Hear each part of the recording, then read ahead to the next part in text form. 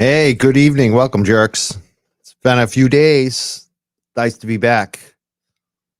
Got a great show tonight. We're still on an X. I don't know what's going on with this X thing. We tried to get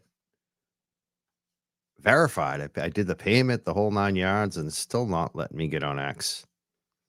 But we're live everywhere else. Good. So I just want to welcome everyone. We got a great show tonight. We got a retired Canton police sergeant who I talked to back in January, right when I was going through that craziness, that crisis. And I've wanted to get him on ever since. We talked a few times, like briefly, through text and things like that. And a lot of his information that he provided back in January came up in court. So I'm really excited to talk to him. He's talked to the FBI. He visited the FBI at one point about Karen Reed. So we're going to talk to him about everybody. It's, just going back to 2 shows ago where we did the Berkowitz retirement speech, retirement party. It's going back to that. We're going to talk about a lot of those different figures from Canton, especially the police department and the Mass State Police. Because now you have Kevin Albert, who's been suspended with pay from the Canton Police Department. You got Michael Proctor for the Mass State Police, who's been suspended without pay. And you have Tully and Buchanan also apparently under internal affairs investigation. Trooper John Fanning was also under internal affairs, but they said they cleared him already, which is really strange. They didn't tell us what they cleared him of. I don't even know if they cleared him too. Apparently they didn't find information. I don't know. It's unfounded. So it's not even cleared. But you got a whole bunch of cops that are under the microscope for doing a lot of different shady shit related to this Karen Reed. And you got a guy like Peter Murphy, excuse me. I said Peter Moore. I know a Peter Moore. You got a guy like Peter Murphy. And a lot of the good cops that we hear from, a lot of times they get passed over for promotions. Some of the most honest cops you'll find are patrolmen for decades. They don't rise in the ranks because they're too honest. And I think that's who Peter Murphy is.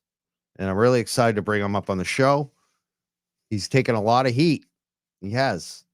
And he's like a silent, nice guy. You can tell. He shows up to all the standouts. He shows up to court. You know that the Karen Reed family has respect for him. And I got to say, I do too. And I'm happy to have him on the show. He's a valued member of the Canton community, Canton, Massachusetts. And a lot of the women that we've featured on the show that have been harassed and had bleach thrown at them, had letters sent to them in the mail. Peter Murphy is someone who stood up for them, silently supporting them, and sometimes voicing it. He's been on other shows. He's been on Sean McDonough's show in the past. I think this is the second show he's been on. He might have been on Sean's a couple times, but the second program, second YouTube channel, I guess is what I'm trying to say. Let's bring him up. I'm happy to have him. And I think there's a lot of you watching too, which, yeah. Oh, yeah. People have been amped up for this. Welcome to the Young Jerks for the first time. Retired Canton Police Department Sergeant. He was the night man. I don't know what he called him. The night sergeant. He's in charge at nights. Peter Murphy. What's up? Hey, good afternoon. Good evening, Mike.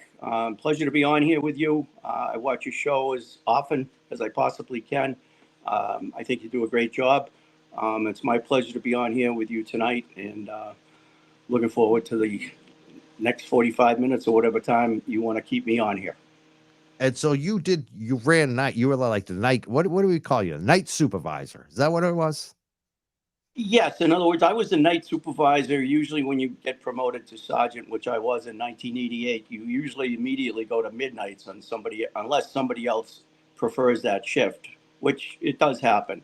But the point of my story is that I was on midnights, which means in 1988 that a lot of the police officers that you have seen testify in this trial came on as new boots on the ground on my watch on a midnight to 8 shift. And I watched them come on at, ages 19, 20.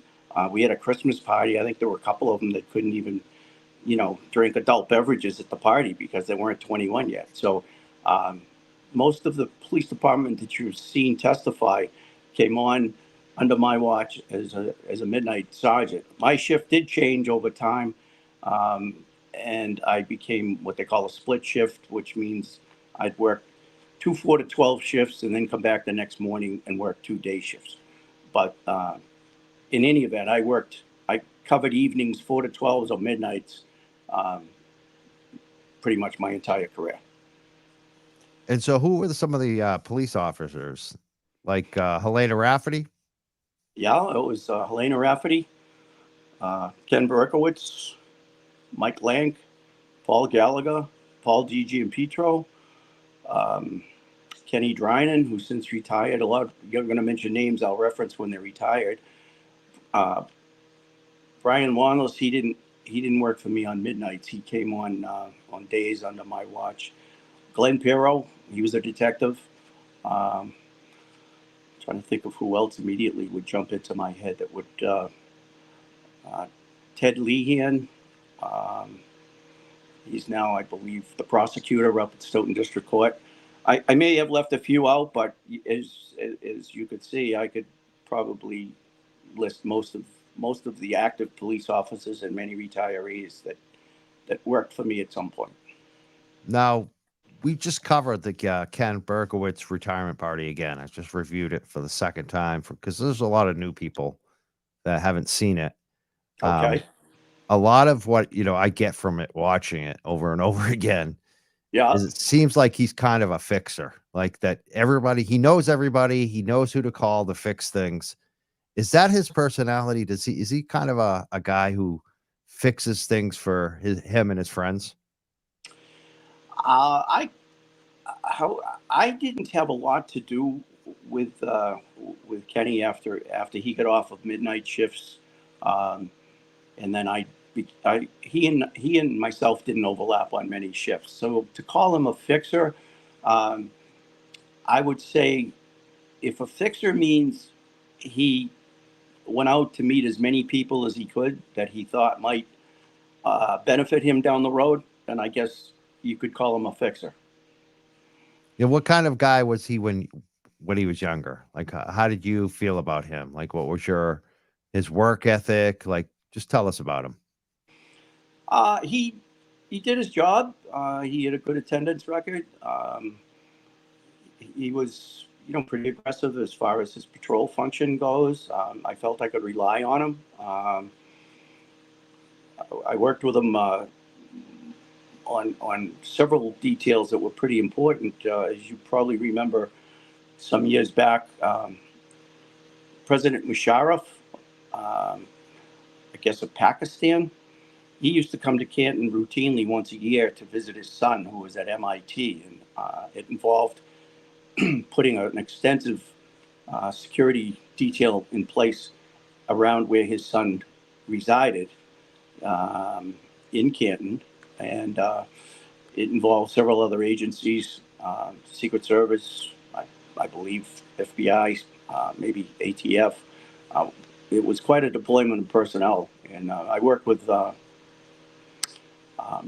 was sort of one of the lead patrolmen, sergeants at the time, under Berkowitz, that assignment that lasted.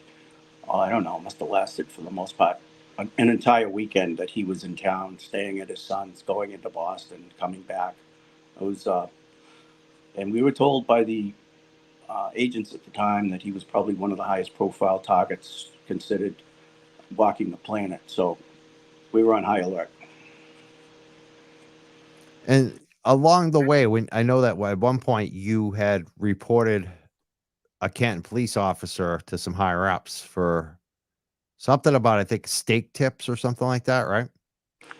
Yeah, that was something that I had to address. I needed to bring it to the attention of the hierarchy, the administration. It was all around town. Nobody wanted to admit that it would happen on their watch, which is inherently problematic in law enforcement. Nobody wants it on their watch. They don't want to destroy their legacy. But that's not how I roll. It's one of the primary, how would I say it, functions of law enforcement is what did you know, when did you know it, and what did you do about it, Mike? In other words, you don't let it lay around or kick it to the side or leave it for somebody else to clean up the mess. If there's a problem, especially about the credibility of your agency that you've worked so hard for, um, and other officers have worked so diligently hard for, to keep the reputation clean and have the public respect us, um, that was something that I wasn't going to let go. So for people that don't know, what we're talking about is you found out suspected a police officer was, I don't know, I would say illegally entering or breaking into a place to steal food, right? Yeah, the allegation was that there was an officer who was nefariously gaining entry um, into a catering location, and it circulated all around town, and it had come back to me a couple of times, and within a week, it was hot news around town, and I mentioned it to one of the lieutenants, and I said, "Hey, when are we going to do something about that?" And basically, it was, "Don't tell me it didn't happen on my watch. It happened on her watch." So I said, "Well, okay, I'll do a two from to her," and that was Lieutenant Finland at the time. Lieutenant Finland was her maiden name at the time, and so I pushed it in her direction, and it went into an internal affairs file, I guess, and I never heard back. Never got a bit word back as to what the outcome was. And so none of the none of the superiors really seem interested in doing anything about it. Well, at the time, it was all around town, and I mean, if the midnight janitor in the middle school knew, I can assume that everybody in our department knew, and I, I was the first one that put it in writing. And the comment to me back from the lieutenant at the time, who's now the chief, was, "Thank you for bringing this to my attention. It's needless to say, it's the first I heard about it." Um, and that was the last I heard about it. And Brian Wanless was brought up by you before anybody else, before it was hit court. Can you tell us about that whole thing? I guess you're referring to the taillight Yes. story? Sure. So there were several officers that were still on the job back in April of 23.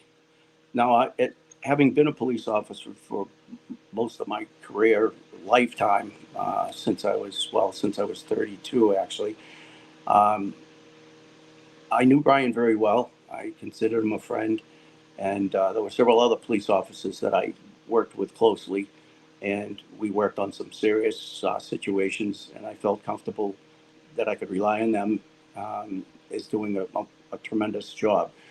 And I went to them individually and asked them, or offered to them, to help them. I said, "Look, I bought into the narrative on this case um, based on the fact that I was getting information pretty much from the news. I hadn't called the police department officers to say what the hell happened." And I said, I offered my services. I basically said, "Look, you worked for me. I'm here to help you. If you got issues with this case, if you got jammed up in it somehow, if you feel you have problems, I will work with you. I will help you. I'll find you a lawyer. I'll take you to Unetti's office. I'll take you to the FBI. Go wherever you want to go.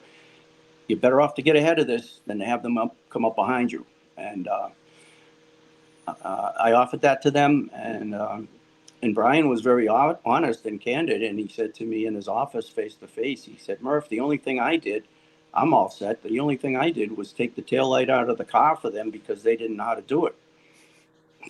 And I got weak kneed. I said, "What?" I said, "Brian, that's a smoking gun. That's a murder weapon. It's not an insignificant handling of evidence." And I said, "Did you do a chain of custody report, which would be standard protocol?" "No." I said, "Did you do a supplemental report to whoever ordered you to, or asked you to, directed you to take that taillight out, remove it from the car? He said, no, I don't know what they did. So I said, well, who asked you to do it? And he became concerned about revealing any more information, and said, I don't want to talk about it anymore. So I don't know who we ended up talking to. My understanding was there was another person that had information about the taillight and the condition of it when it was removed. And from what I was told, not by Brian Wanless, who was still on the job at the time, but by another retiree, that he had indicated that Lexus had backed into something solid and heavy and bowed the taillight mechanism, taillight lens inside, pushed it inside so that there was a crack and a piece inside the assembly. A piece, not 47 pieces, not 45 pieces, but a piece apparently had been pushed in by the pressure, which I think, if you recall, it was her car backing into John's Traverse in the driveway at a very slow rate of speed when she was going out at 5 a.m. to go look for him. And you could see the wheel move on the rear wheel well. You could see that wheel move on the driver's side. It rotated maybe an inch or two. And in my opinion, perhaps later to be disclosed by the experts, that would be when that taillight was damaged minimally. And as officer, was it Barrows? Refresh my memory. That was the police officer from Dayton Yes. that testified. Yes, it I was. thought he was a very credible witness. He seemed sincere, honest, and his testimony was that tail light had a crack, but sure as hell didn't have 45 broken pieces in it. Exactly. So, yeah. Now, you brought that up with Sean McDonough, and we had discussed that back in January. It did come up briefly in the trial, but I felt like it didn't come up on as much as it should have. What do you think about that? Do you think that they should have?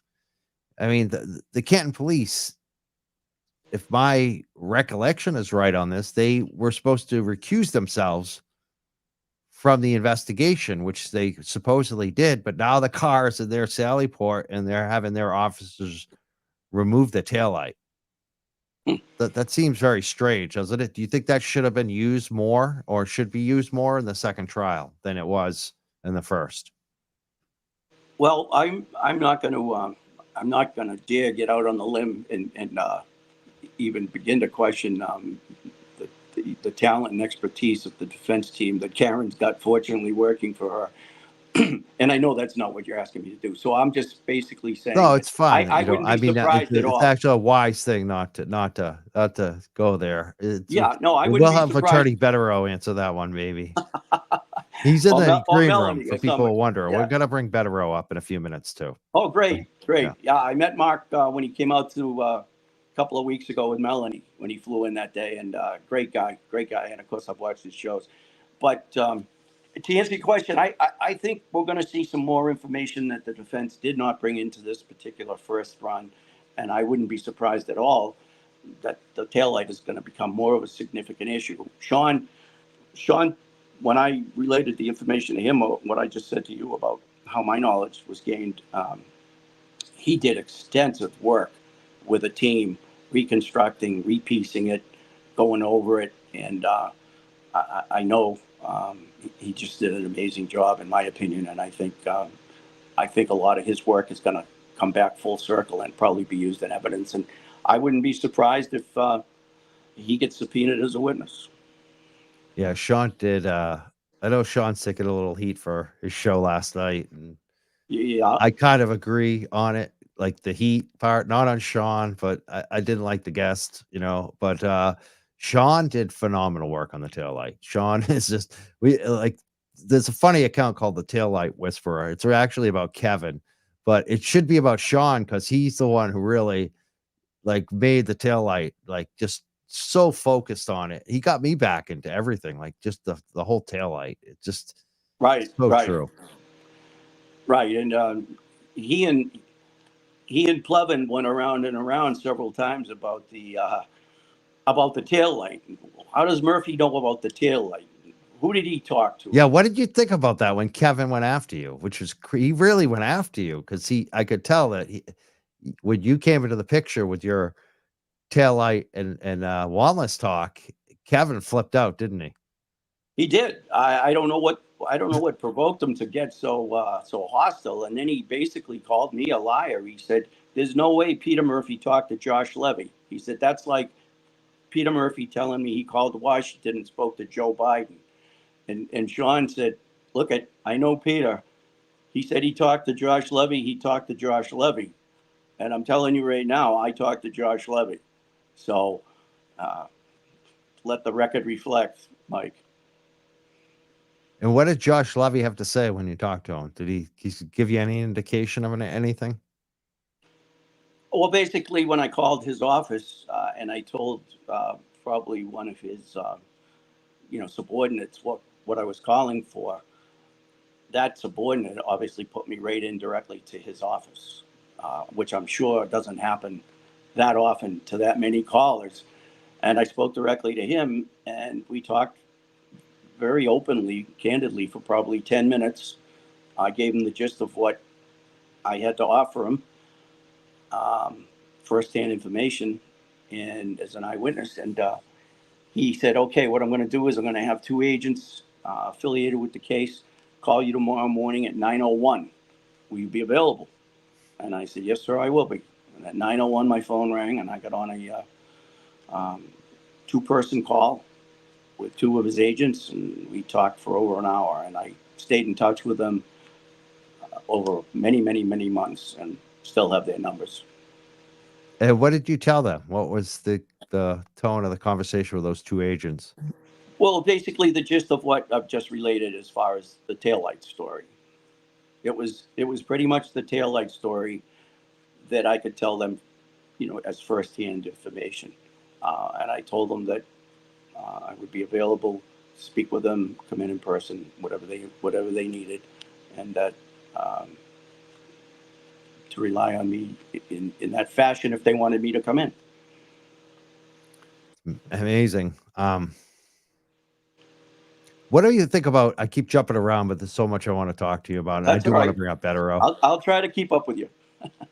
I want to ask about the women of Canton because Rita just had bleach and another couple on their garden.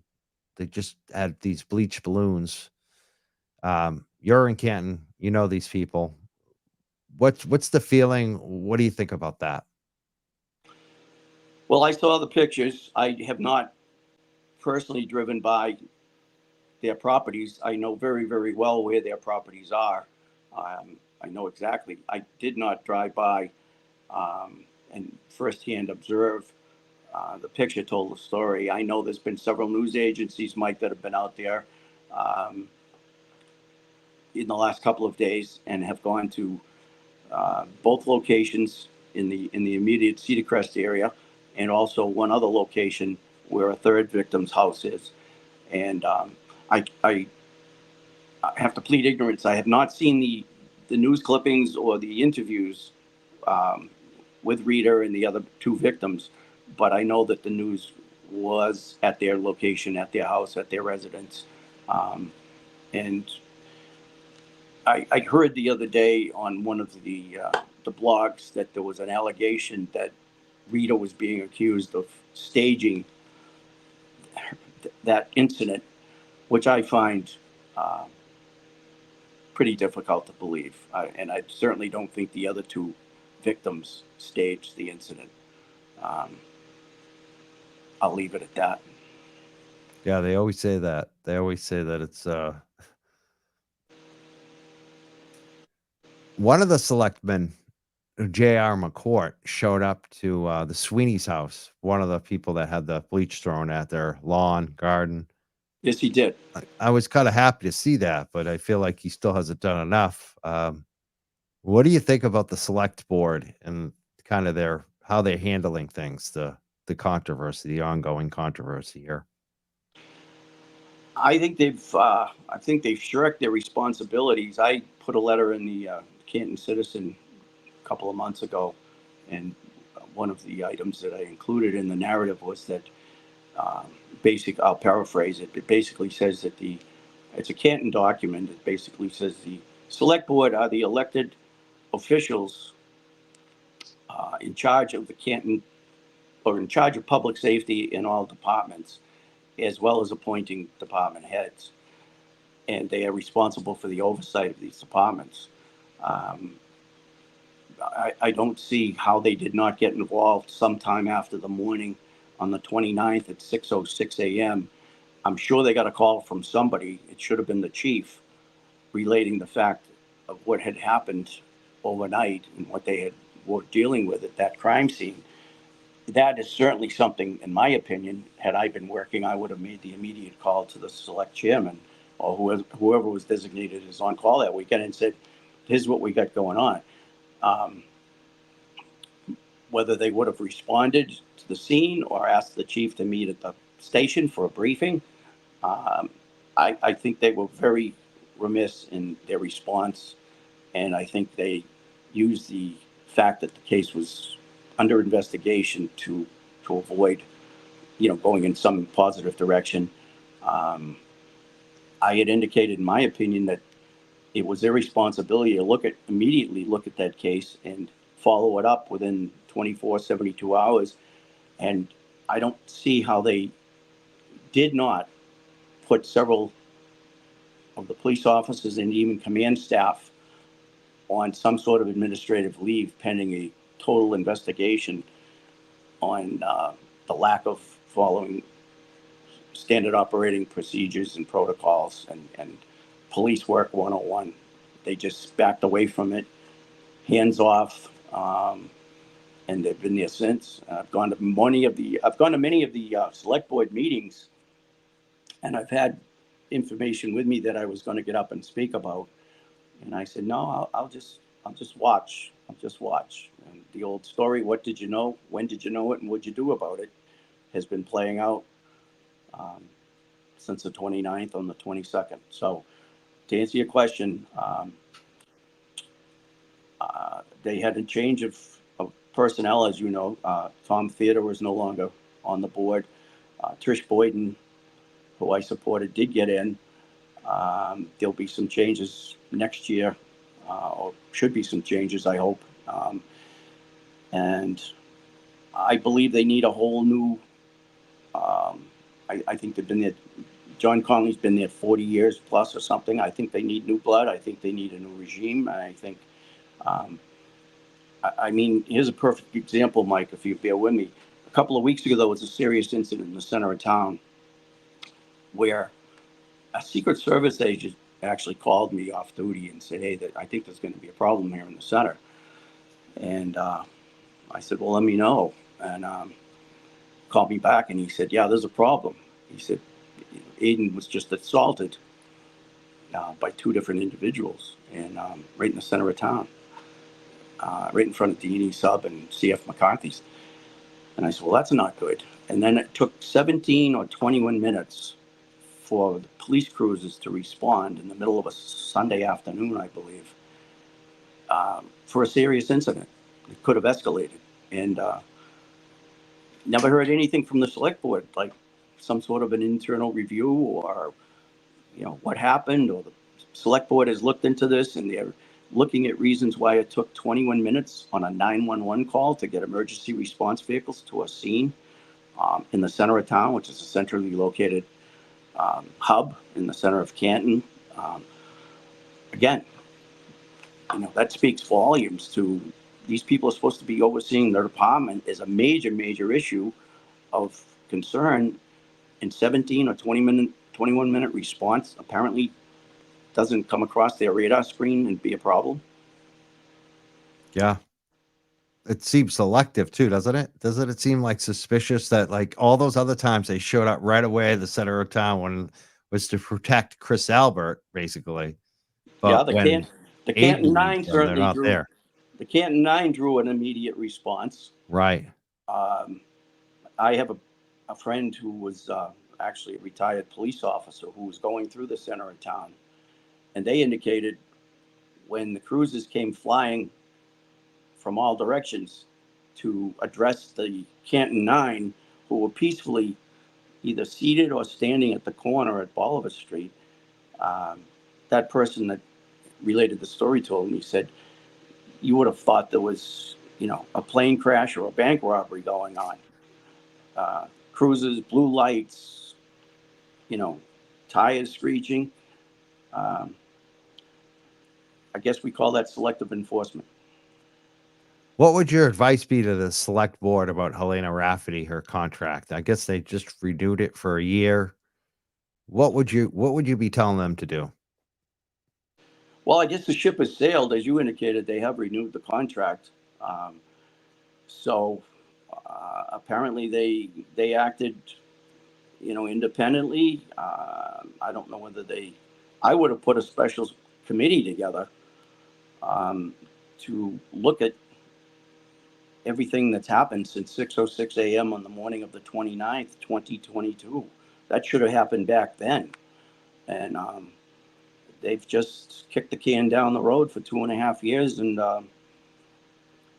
evidently continue to find no problems, or they're in alignment with the way she's running the department. And let's talk about Kevin Albert. Kevin Albert, Canton police officer, was recently suspended with pay. They mentioned Proctor, but we don't really know why. We have no idea why. What do you think about that situation? And do you know Kevin Albert? Was he one of the officers that came up under you? He had come on very shortly. He might have even been in the academy when I retired. So to answer your question, I do not know him personally. I've met him before. I don't know, as I guess you indicated, it's not public information yet as to why he is suspended with pay right now. I don't know whether that had something to do with the testimony that Proctor brought forth when he was testifying about a cold case that he and Kevin were working on down the Cape. I'm not sure whether the suspension has got something to do with that, or if it's got perhaps something else. There's a lot of speculation in my world and Sean's world that Jody Cohen is with the AG's office, federal, and that she might be leaving little nuggets to the state police, Colonel Mon, and perhaps the Chief Rafferty, the DA, that, there was those 3,074 pages that were allegedly or confirmed to be distributed to both sides, and that the information that was disseminated was exculpatory on behalf of Karen, and that it should not go to trial. My guess is that the feds might still be distributing some information in a metered fashion, and they might have dropped some information to the department that Kevin Albert was on their radar, and this is sort of a forerunner of things to come. I don't know that. I'm speculating. That makes sense. It totally does make sense. It may be totally revert back to the Proctor statement as to what he and Kevin did when they partied that night. I don't know. Let's bring up attorney Mark Bederow. He's at the green room. He's been watching. I want to see what he thinks about all this. And you guys know each other. Hey, Mark. How are you? Good. How you doing tonight? Hey, Peter. How are you? Hey, I'm great, Mark. I enjoyed meeting you a couple of weeks back when you were in the beautiful downtown area of Dedham Superior Court, and it was great to meet you and Melanie for the first time. Same for you. And hope all is well. I enjoy your shows, and I understand that you probably will be representing perhaps somebody else that's involved in the periphery of this case or directly involved, which I'm glad to hear. I'll let you tell that story. I don't mean to steal your thunder. That's okay. Well, let me start with the following. People need to realize how police culture works. And for somebody like Peter, who spent, a lifetime in law enforcement, and for someone like me on a much different level, worked with cops, both as a prosecutor and in private practice for years. There is a culture, and there are things that are generally never done, no matter what. The so-called blue wall or whatever. And what you're hearing tonight is like real hero stuff. To be, I mean, I joked in the comments, you're like Serpico. I mean, and I mean that sincerely. I mean, in a town that small, in a town that incestuous, in a town controlled by like 2 or 3 families, it feels like, and their friends, to take the stand knowing all these people and to scream it out loud what the truth is and what happened and what you thought, and to criticize them for not even responding to a 911 call that could have, as you said, gotten out of control. That's you don't see that. So I think people need to realize that for a retired police officer to say this publicly and to take a stand for what he believes is right and wrong as it relates to an innocent woman and beyond is like, that's rare. You don't see it. So I just want you to, people to understand that that's who you're listening to. That's real hero stuff. Thank you, Mark. You're welcome. I mean, it's you don't, I mean, that stuff about the taillight is, I mean, we all know that the taillight was planted, I think, but to hear, those kind of details, and then, you don't even want to say how they ought to handle it going forward. If they watch this, they're going to handle it the right way. They have 6 or 7 months to put it together, and Sure. they are going to use it. And, I wouldn't be surprised if you get a phone call in the near future, if you haven't already, which you don't have to share with us. But, No, I this agree. this is important stuff. And I think that the truth about the taillight is so important for so many different reasons, not just to show standing on its own that she didn't do it, but it flows from the other important evidence. And this is like a broken record, but it just bears repeating, especially hearing what you heard tonight from Peter. It's like powerful stuff.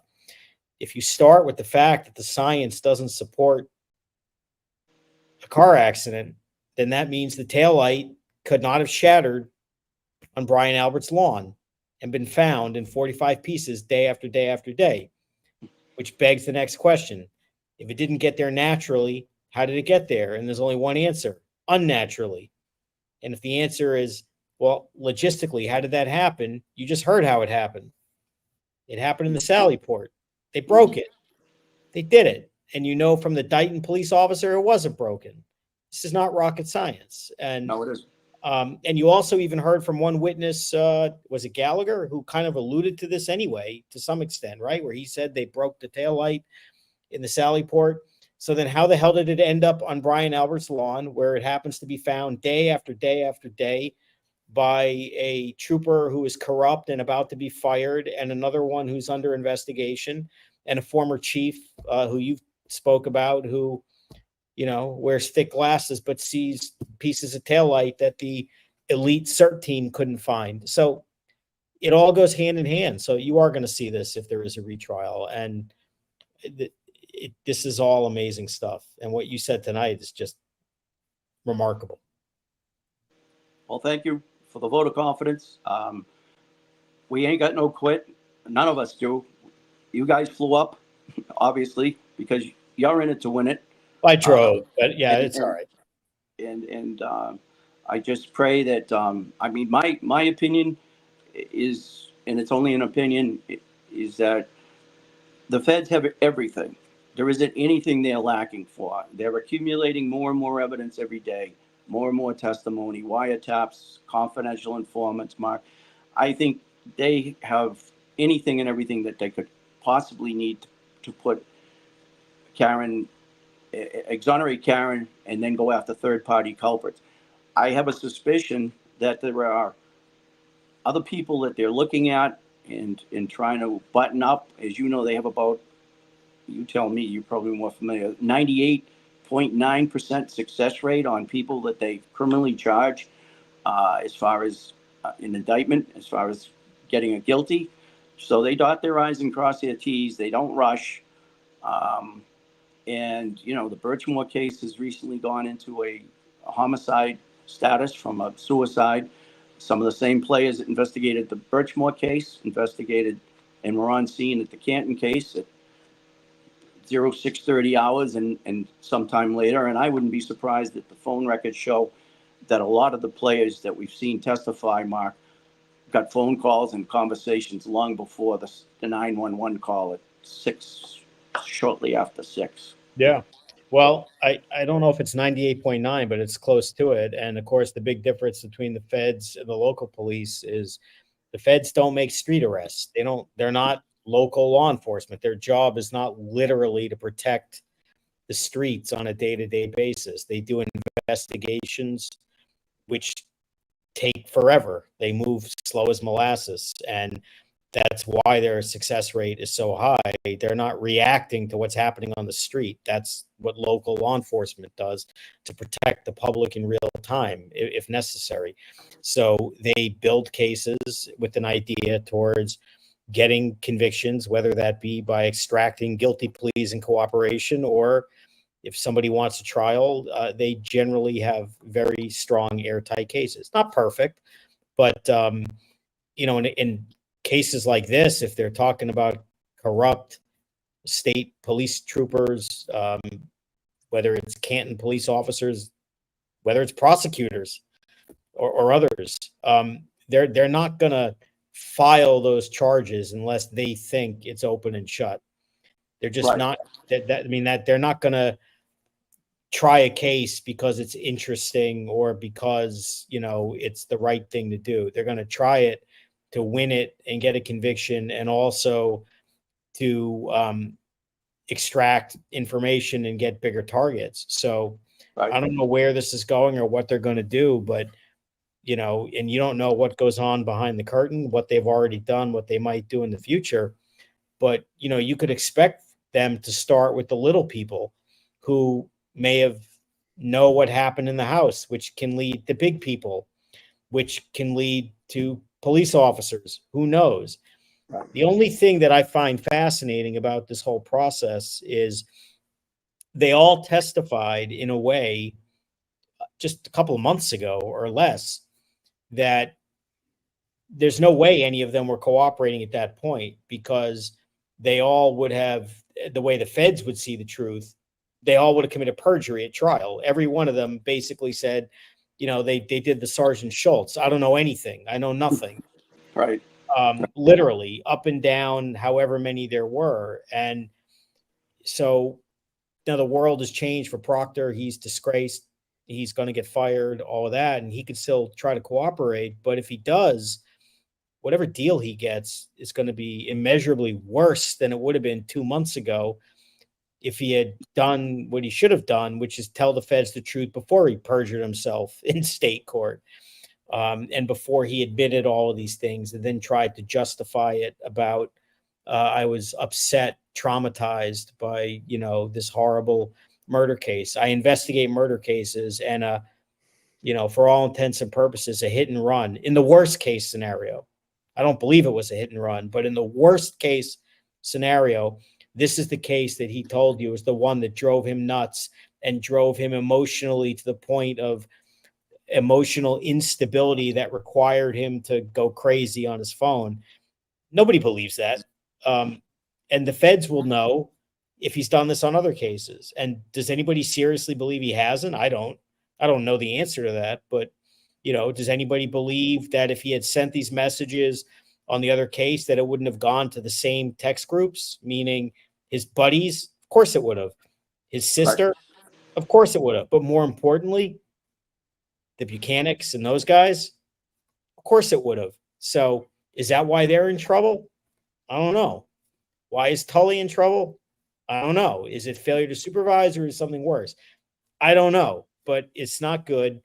And all of this will come out. And I think, with the stuff that, again, Peter was talking about earlier, you give A+ lawyers 6 or 7 months to put the pieces of the puzzle together, look at the transcripts, reevaluate what worked, what maybe we could do better, what didn't work. And, you know, my money's on those guys.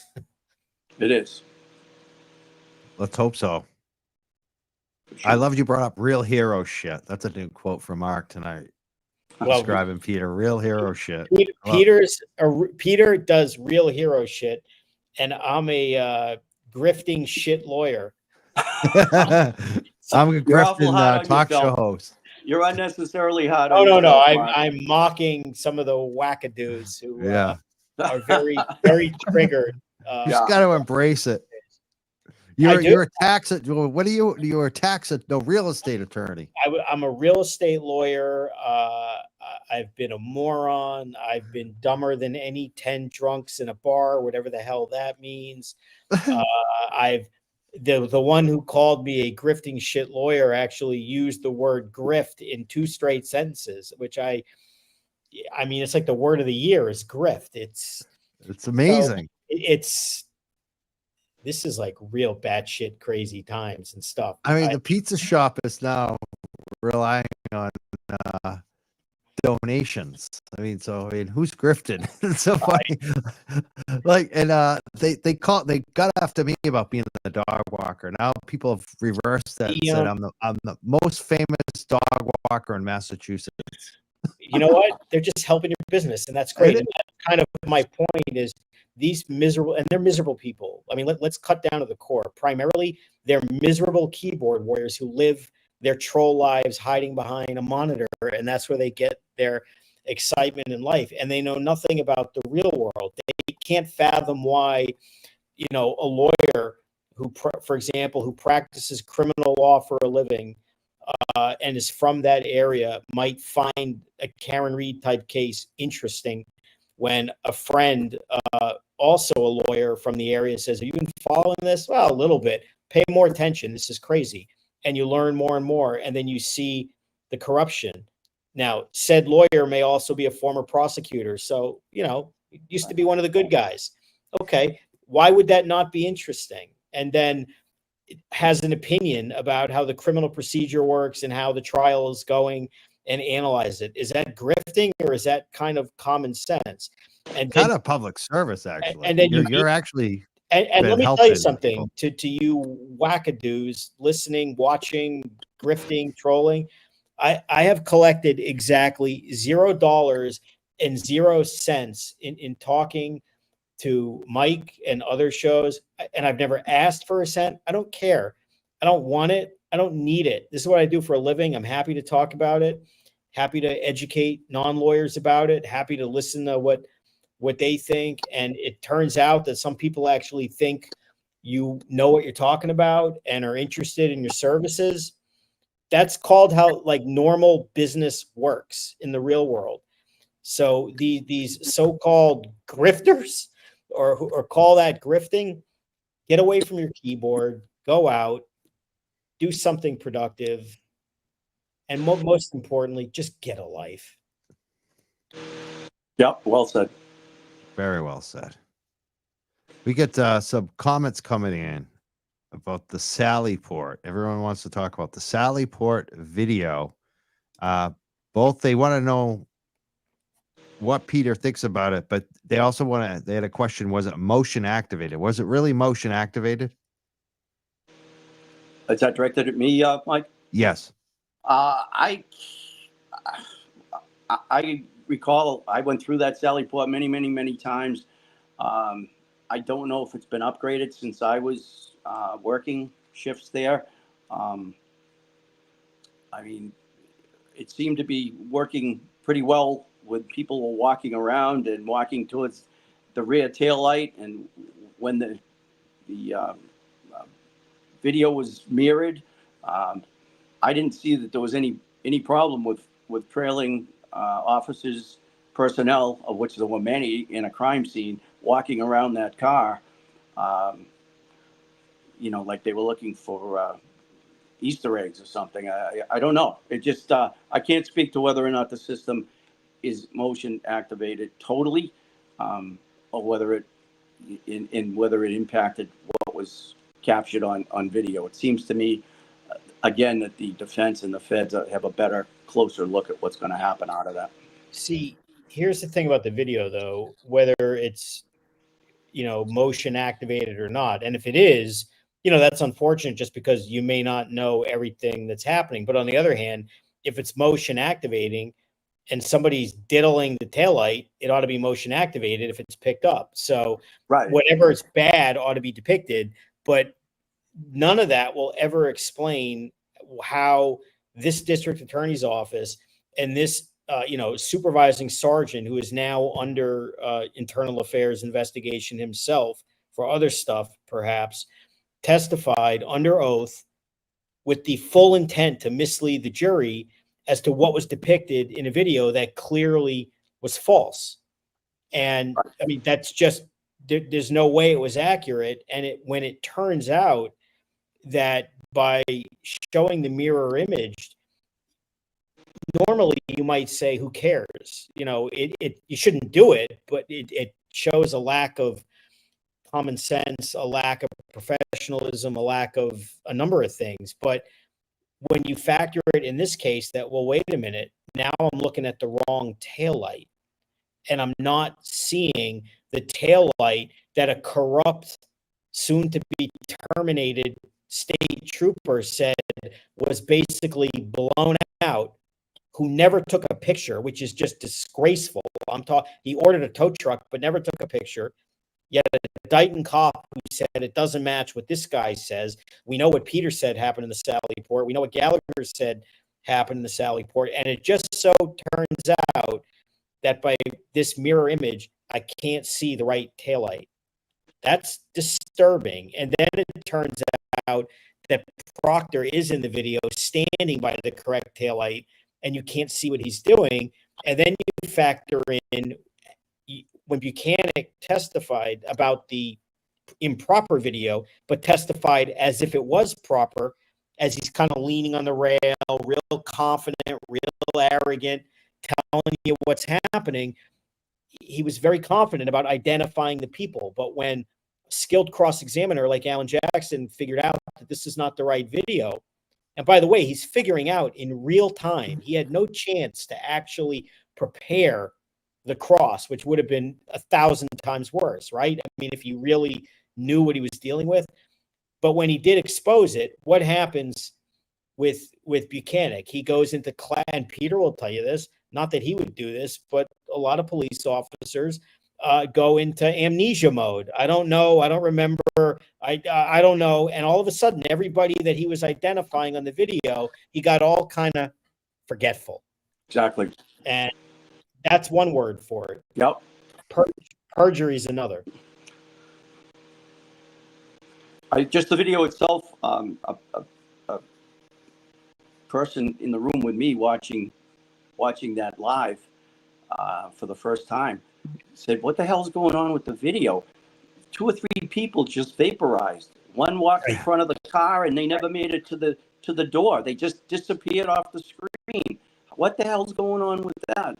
And then in the back of the car, I think it was, well, I'm not sure if we positively identified, but 2 subjects all of a sudden appeared sometime about the same time that the CERT team was going to arrive. And it looked like they had been behind the car and hurriedly got out of the Sallyport to go somewhere. And they just appeared.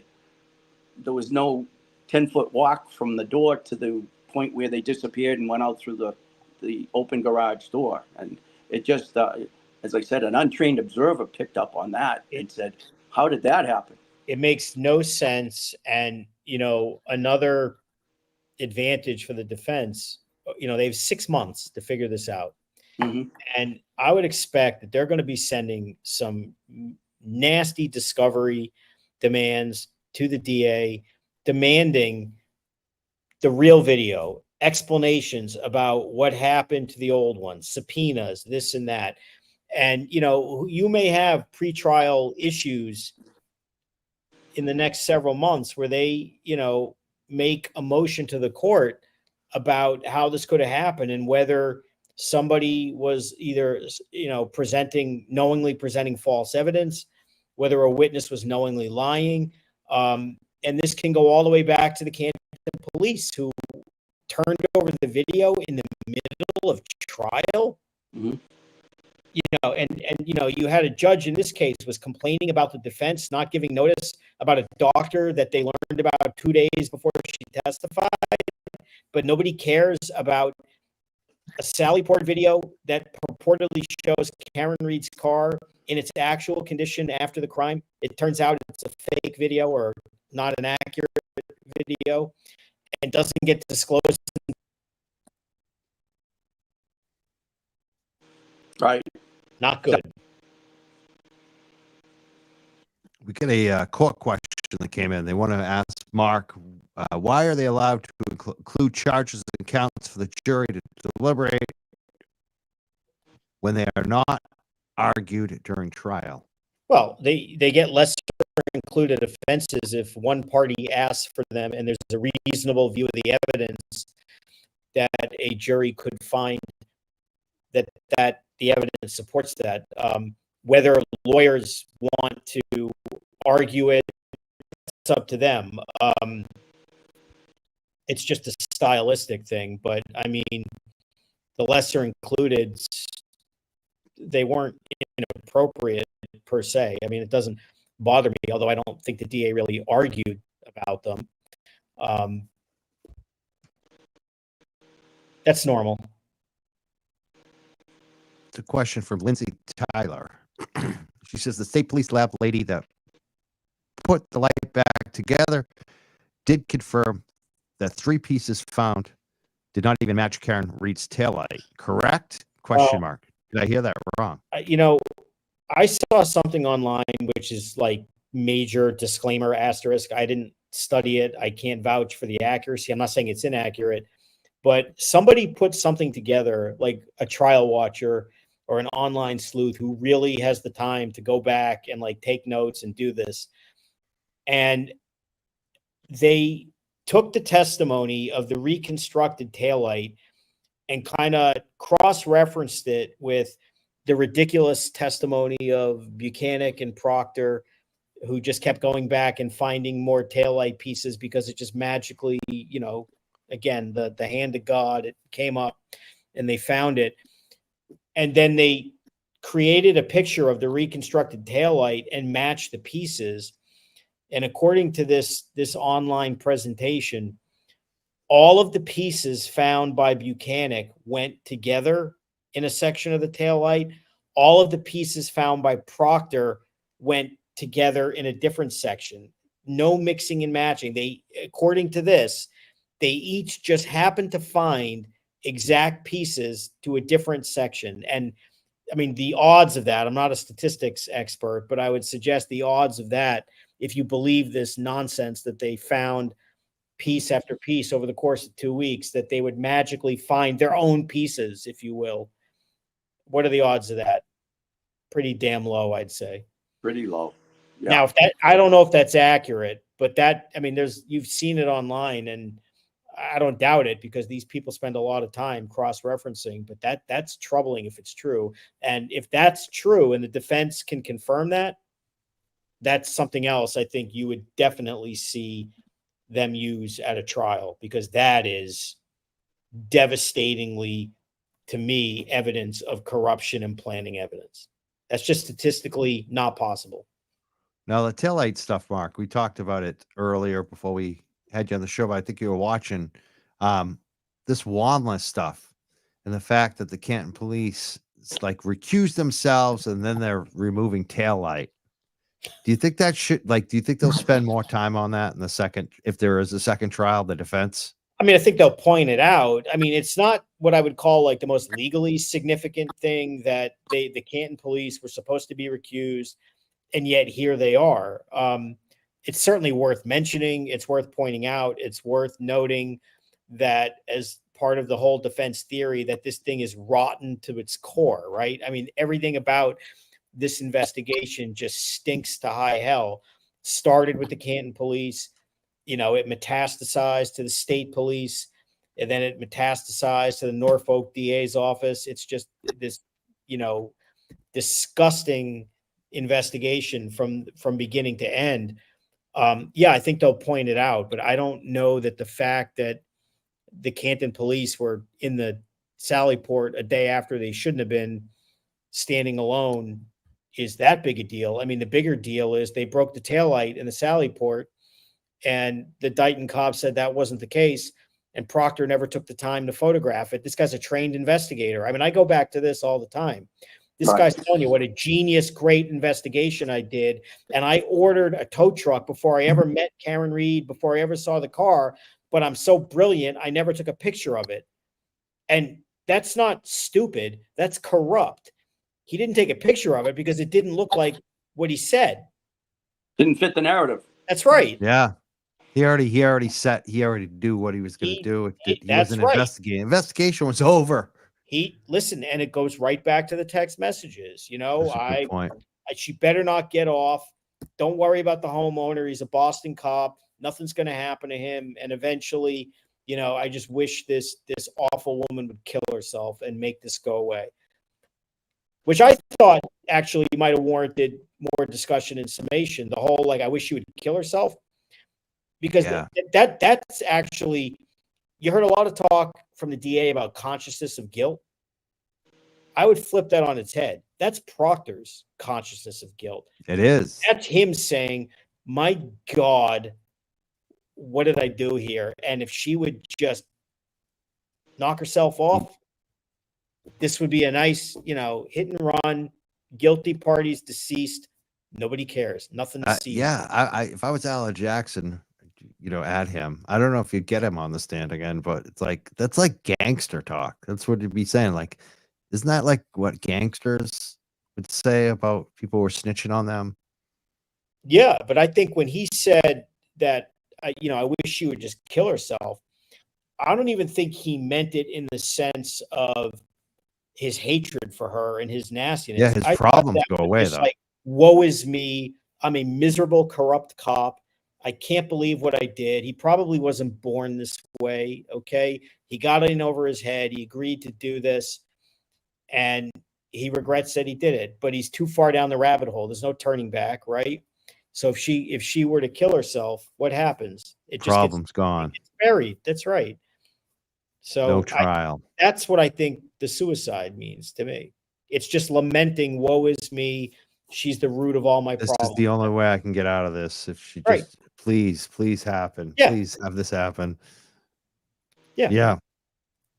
You know, a name that came up a few times tonight that we haven't mentioned really, to Peter especially, but I'd like to hear more from Mark too, because his name keeps coming up. I mean, his name's come up on the show before. We talked about him, but it's coming up on social media from Sean McDonough of all people too. He's been calling Officer Gallagher out.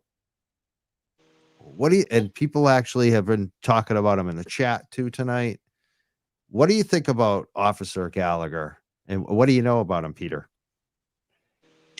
I actually took it upon myself to review most of his testimony when he was on the stand in this most recent trial, and I don't know. I mean, I worked with Paul extensively.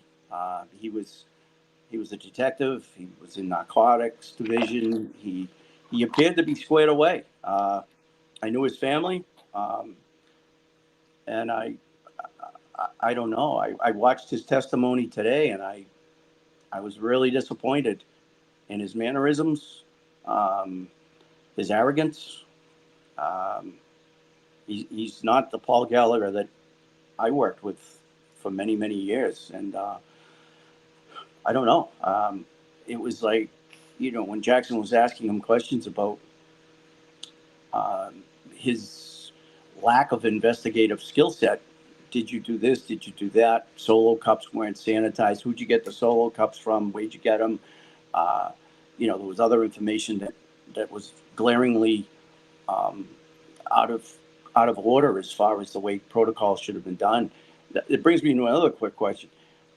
Why did the deputy chief or the lieutenant in charge of detectives, Kelleher, who lived probably 75, 80 feet away from where the body was found, although we don't really know where the body was found because nobody took it upon themselves to mark it or put, you know, any kind of cones around it or tag it in the snow to show where the 6'2" person was, but he made some kind of a comment that even the judge laughed at. Something to the effect was, to Alan Jackson's question, I don't know.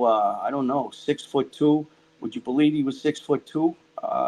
Lieutenant Gallagher? I don't know. I wouldn't believe it unless it was told to me by Right. Adam Right. Lally. In other words, well, you read into it what you want, but the judge laughed.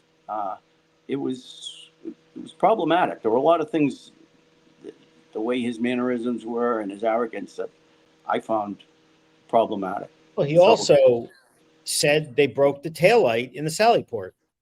And that kind of debunks what Buchanan and Proctor said.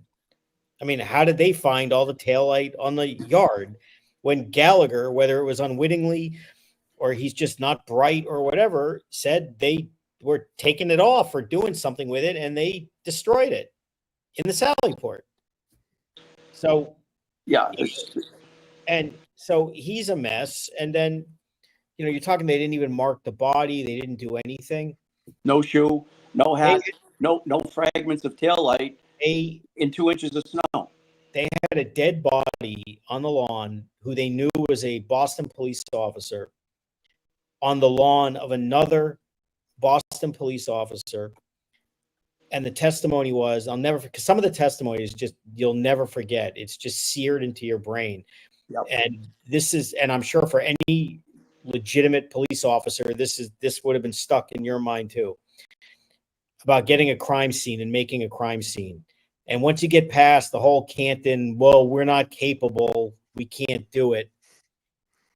There was testimony that we called the state police, and it was like, 7:30 or 8 o'clock in the morning. And they said, we're not coming. And then the Canton police just said, all right, and just abandoned the crime scene. They literally surrendered to the so-called criminals by 8 in the morning with a dead police officer on the lawn, and no one in the Canton Police Department or the Massachusetts State Police gave a shit because, there was a few snowflakes and wind blowing. That's disgraceful.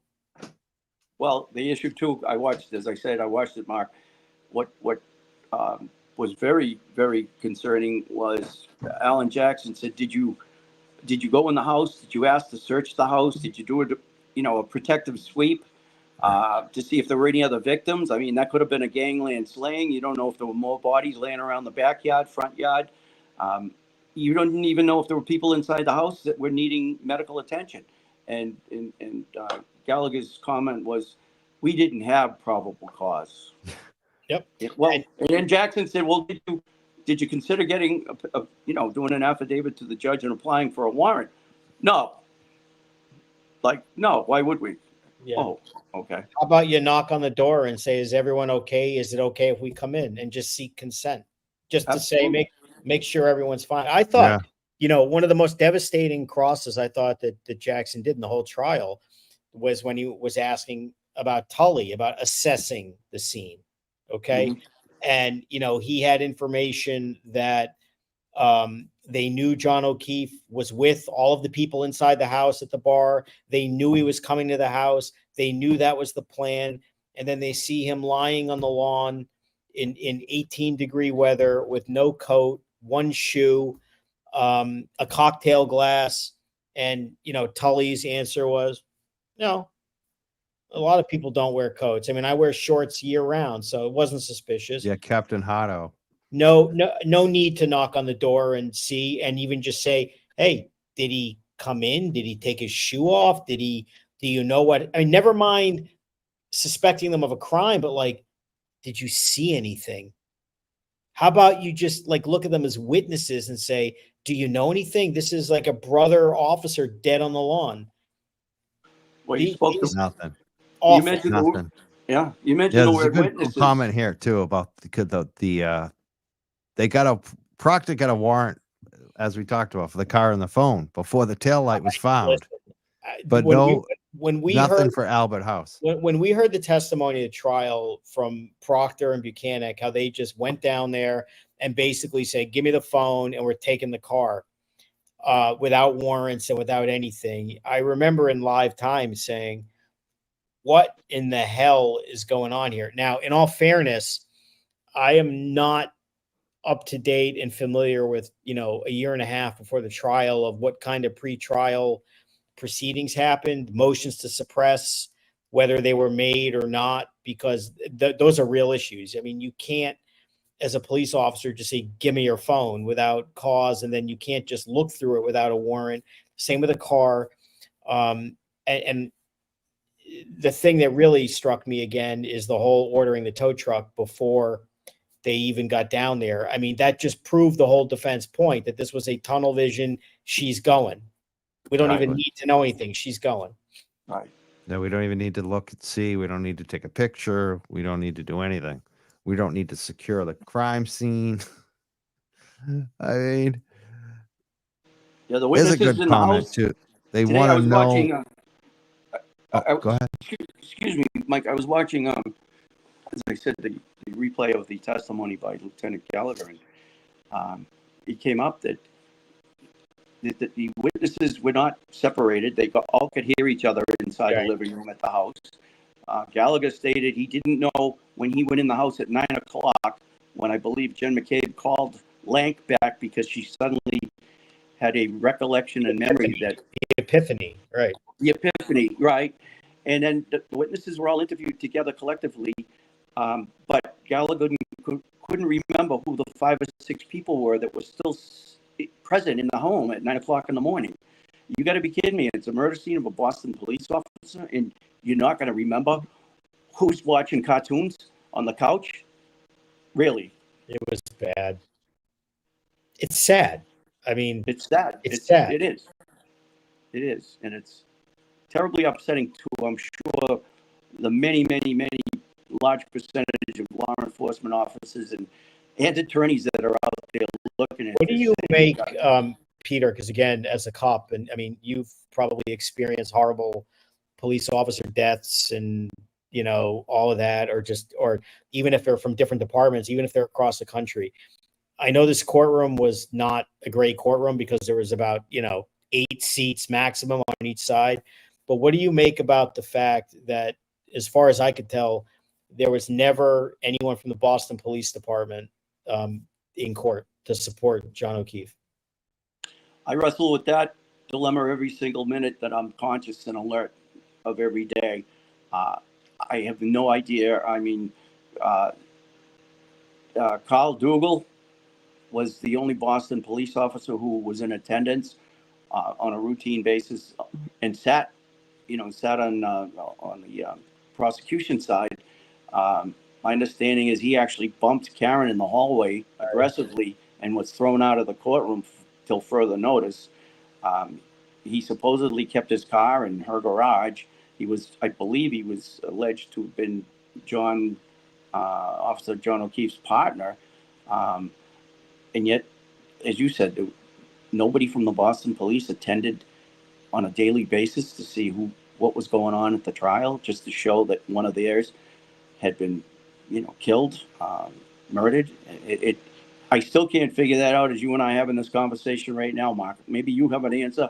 I don't know. I don't know the answer, but given the way the courtroom was set up and there were so few seats that, it seems clear that both sides kind of had the ability to control who would come. And I would think that, and I say this respectfully to the O'Keefe family, that they would have certainly kept on a day-to-day or occasional basis space for, John O'Keefe's brother officers or sister. No, they definitely would have. They definitely would have had them in there. I don't know if that's them saying we don't like what's going on with the DA's case. I mean, think about that. Yeah. Don't know. They have a very, probably one of the strongest police unions in the state is the Boston Patrolmen's Association. They speak up on everything. So why haven't they said anything? You in New York, and as we've said this before, we have had our disproportionate amount of police officers killed in the line of duty at every rank, like active duty, like patrol officers investigating crime.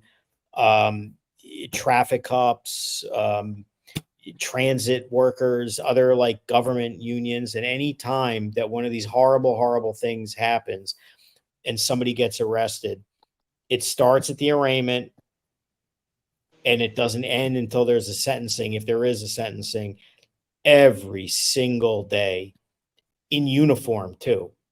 Okay. Right. Even guys who may not want to wear their uniform, off duty, detectives, that kind of thing. Every day, anytime there's like a public service union worker killed in New York, particularly cops or firefighters, but other ones as well, there is an army there every day, and they're there for the family. They escort them. They stare at the defendant. They whatever. And you just didn't see that here. And I don't know what to make of it other than it's noticeable and weird. I think they know. I mean, that's all the chatter we've heard in the background is that they know. I mean, it seems obvious to me. That's the only likely answer to any of that. Well, the comment on what you guys have just talked about is from the standpoint of my opinion that when Kelleher came out to hand out the solo cups and the Stop and Shop bag, as a senior ranking officer in the command staff, and actually Gallagher's boss, it was, in my opinion, incumbent on him to throw on some kind of uniform or clothes and walk 50 feet across the street and take Charge. command of the scene, command and control. And, they should have set up some sort of a operational command center, which the state police have a big van, heated, air conditioned, 60 feet, whatever it is long. I think he said he operated out of the back of his Tahoe as a command center. To me, the chief of police should have responded. It was an all hands on deck And it was type nothing. of call. They meet at the police station, ASAP. There's only a few inches of snow on the ground right now.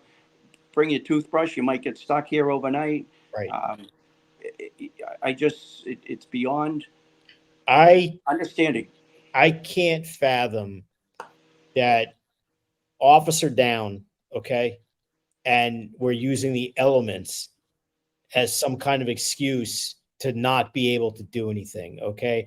Because what real cops do, who are when brother officer is down, they move heaven and earth and do anything and everything, and they're the most dedicated people.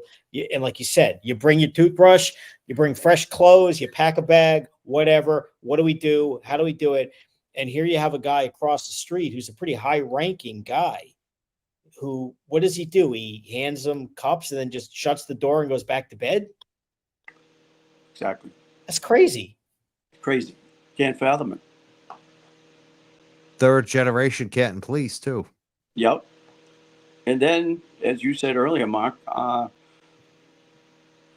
crime scene was abandoned at various times between the first arrival of the first responders and certainly soon after 9:00 when Lank and Gallagher finished their speaking to the woman who had the epiphany. So from 9:00 until 5 or 5:30, the crime scene was totally abandoned. The street. Yep. People up and down the street, plows were going up and down the street, dog walkers. Who knows? Kids, who interrupted? Yep. Who interrupted? I hope, if there is a retrial, which I still don't really necessarily believe there will be, but I hope that one of the things the defense connects stronger is that when they abandon the crime scene, and that's the word, abandoned.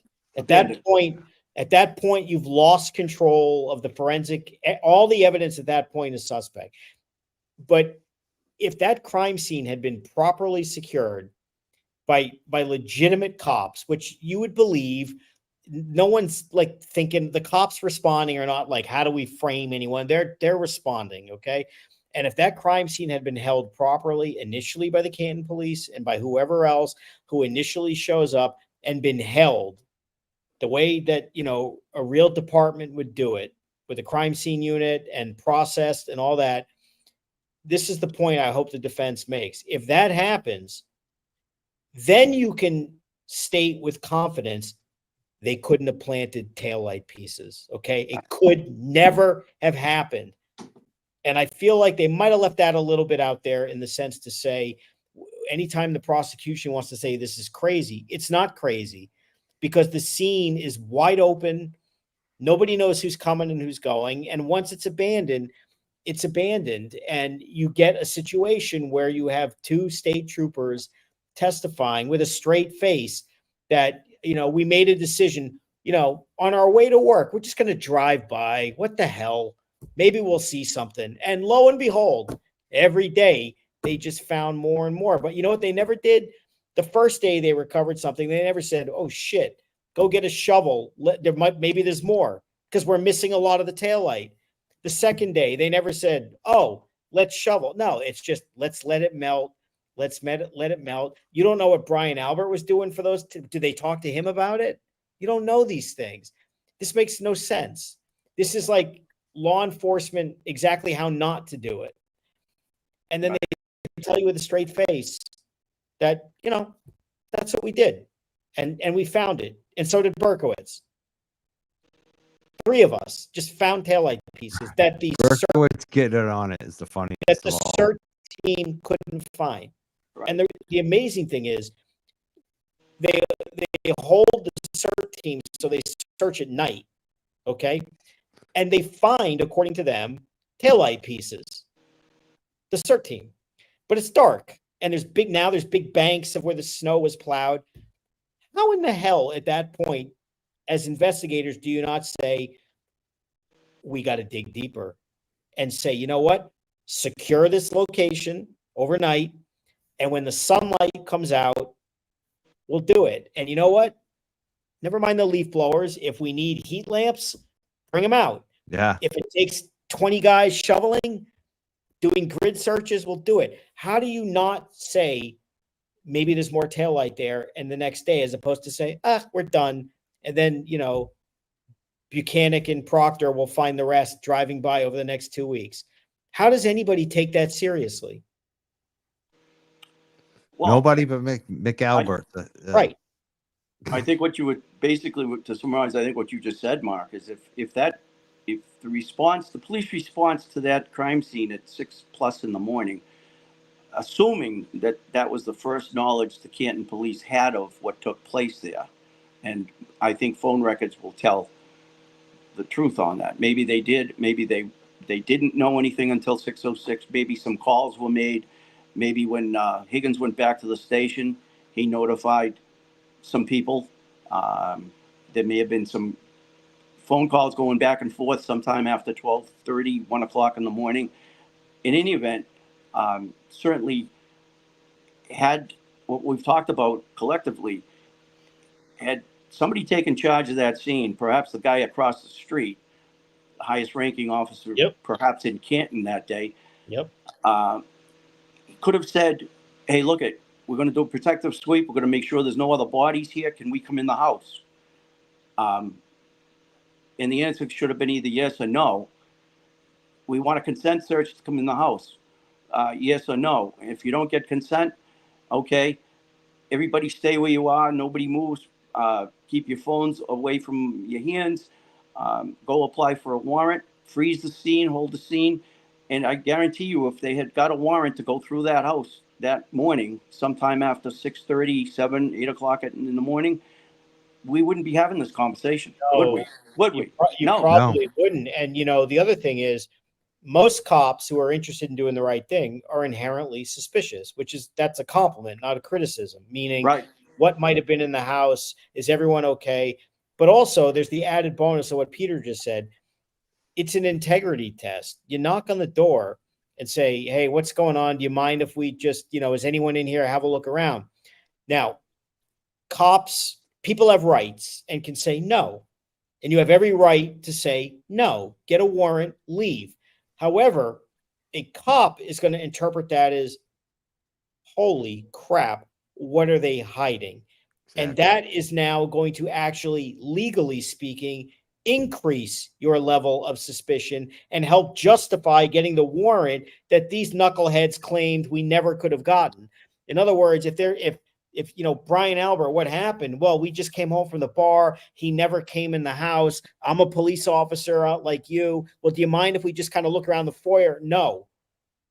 Any real cop is going to say, okay, I can't, I'm not going to pull my gun and force my way in, but they're going to look at their other cop partner and say, let's get a warrant. What the hell is going on here? Yeah. This is not normal. Right. And these guys didn't even try. You had exits and circumstances, Mark, in my opinion. And here's another side note, which hasn't really come up. And I saw it happen many, many times that we worked serious cases where people ended up being deceased. That crime scene was not only at the house, but that crime scene was, eventually it became her car, we believe, right. or they believe. Right. And then the crime scene was also part of him being transported in the ambulance. They should have put a police officer in that ambulance in case it was a dying declaration, in case the temperature of the body came up to where he might have said some kind of a dying declaration as to what happened and who did it. Not even a police officer to monitor the clothing, maybe fingernail scrapings. I mean, really. One of the things that jumped out at me, and this is how ridiculous I thought Proctor's testimony was, and I still to this day do not know why his lawyer let him testify, but he gave this fakakta testimony that this had all the indicia of a car accident. And mind you, there is a dead body lying in the middle of the lawn, not even like on the curb, lying in the middle of the lawn. And he said because there was one shoe, in his experience, he had seen like a prior accident or two where somebody had lost a shoe, that he just assumed that was a car accident.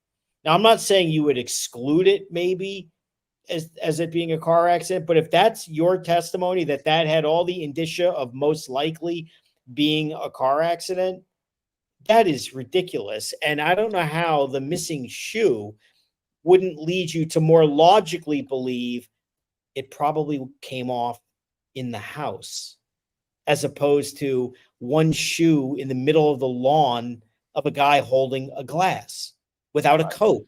Right. Now, it turns out John O'Keefe doesn't wear a coat, but you don't know what that, I mean, that's not normal per se in 18-degree weather to be lying out there with no coat. But of course, the whole point is, if you don't wear a coat in the winter when it's that cold, it means you don't intend to be outside. And if you know you're going to the house and you're coming by car, you also know that it means, yeah, because I'm going to go in the house. So why wouldn't you explore whether he was in the house? Why wouldn't you ask the homeowner, did he come in the house? Do you know what happened? Do you know what happened to his shoe? Did you see anything? Did you see any cars? I mean, they could have asked any number of things. And their attitude was, we didn't need to because, Jen McCabe told us at some point she might have hit him. He's missing a shoe. So we're going to tow the truck. We're going to go down there and arrest her. There you go. Right. It's awful.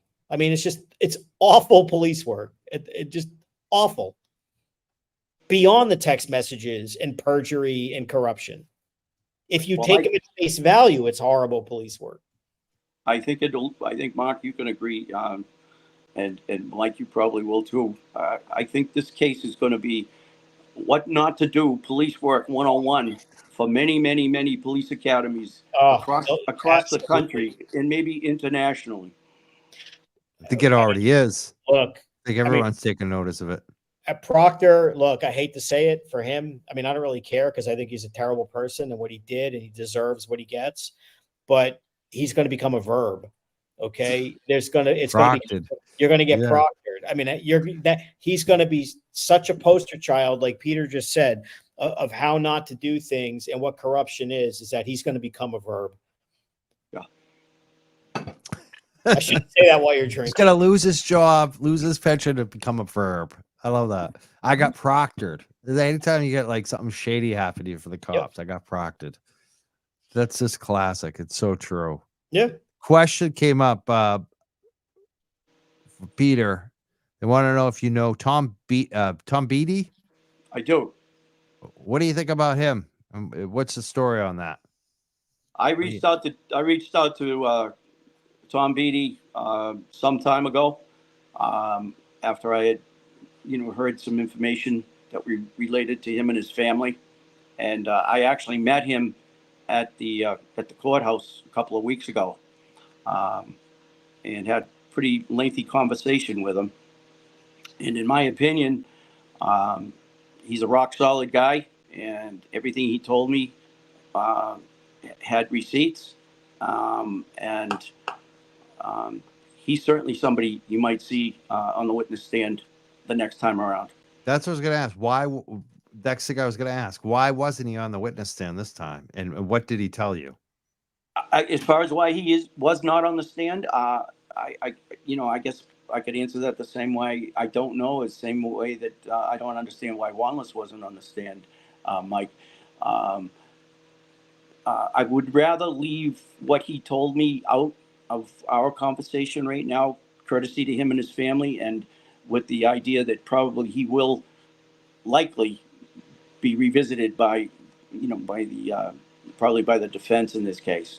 That would be my opinion. So I think it would behoove everybody, especially the audience and people, you and I and Mark right now, just to leave it unsaid as to what our conversation consisted of, if you don't Definitely. mind. No doubt. Okay.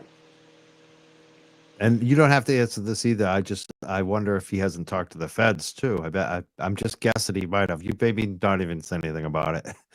I honestly, if I knew, I'd say I can't talk about it. If I don't know, I'll tell you I don't know, and that's what I don't know. I don't know who he's talked to, whether he has in the past. I don't know, but I got the impression that the guy was solid, and things he was telling me and we were discussing had receipts.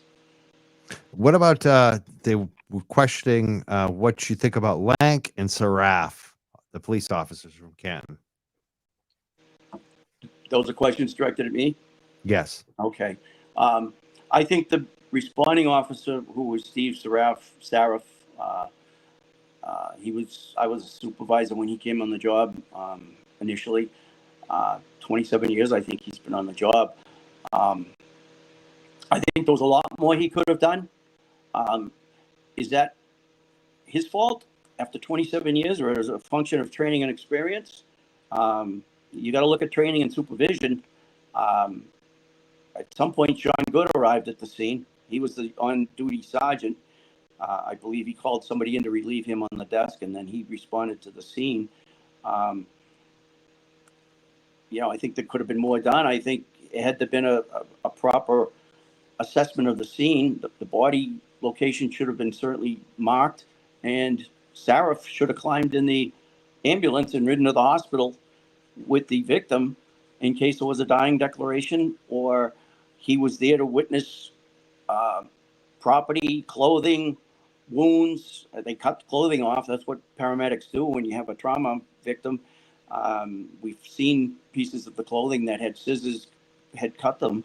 Saraf could have been in the ambulance and made observations that there were no broken arms, there were no compound fractures where a 6,000-pound car had hit him at what turned out to be allegedly 24 miles an hour, that there was no bruising, no injuries, trauma showing from the jaw all the way to the ankles. That all just went off into dust. Nobody jumped in that. Nobody was assigned or told or directed to get into that ambulance. And that is huge. You know what else they didn't do? I mean, again, and this is like so central to their case. I mean, they wanted to tell you that their strongest evidence were Karen Reed's purported admissions right away of I hit him or did I hit him, whatever the exact language was. And none of the cops on the scene, none of them at any point before they took her away, tried to pull her aside and even politely, gently. It doesn't mean you even think it's a crime. Like, ma'am, what do you mean? What do you mean you hit him? And I'm not saying you would even assume it means with a car. It could have been a punch. It could have been, I did something, he fell down. I don't know. But, all this talk about all these people saying, she said, I hit him, and I told the cops. The EMT says, I told the cop. It was in front of the cop. The cop heard this. And nobody says to the woman, What do you mean? Can you just tell us? Because again, cops are inherently suspicious. It doesn't mean they're not sympathetic to an out of control woman who's, despondent over her boyfriend who's in fact dead, but to her mind, probably dying or close to dead on the lawn. Cops still have a job to do. And if they think that somebody might be responsible for it, even in a non-criminal way, they ask questions or they stay with her. They go with her. They don't let her just walk away. And none of them even asked her, what do you mean? That is impossible to believe if you want to credit the DA's evidence about all this. She hit him, she hit him, she hit him. Right. It's really hard to credit that in light of the cops doing nothing. Exactly. Yeah, exactly. What was the second question, Mike? Was it about Officer Lank? Yes, Officer Lank. They just wanted to know what you think about them. Well, as I said, they all came on pretty much under my supervision at various times that they came on the department. I found Officer Lank is a third generation police officer. He's another one. Yeah, and Is that? I mean, how many are there? Third generation. as far as I know, it's those two are the only three Kelleher and Lank. generations. Okay. Actually, I'm wrong. There was an officer, Scott Brown. This is a little bit of a bit of information Mark can ponder too. There was an officer, Scott Brown, who had worked in the sheriff's department. Then he came over on the police department.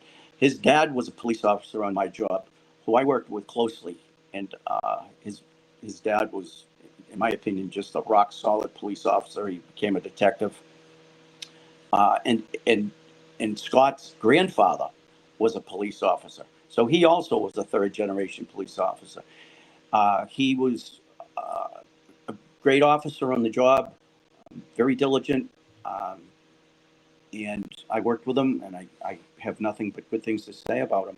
And the truth of the story is, he, I believe, was 27 or 28 years on the job, probably in the twilight of his career, ready to retire. He was on the SWAT team.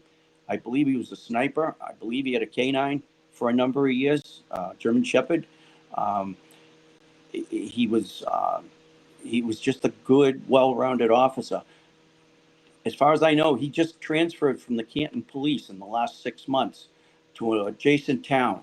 Now, what does that speak volumes to you, Mark? Why a 27 or 28-year veteran would leave the department that his two predecessor family members protected and served and go to an adjacent police department? Hey, listen, if you're a third generation, 27 years in, and you're a good cop and you decide I'm leaving, that is a major red flag for something bad is rotting in Canton that I don't want to be a part of. Yes. So he may be somebody that you see on a witness list. And what about Lank? What do you think about Officer Lank, who cost the town a lot of money with that assault he did? I was not working that night, but I came in the next day to hear the story on that.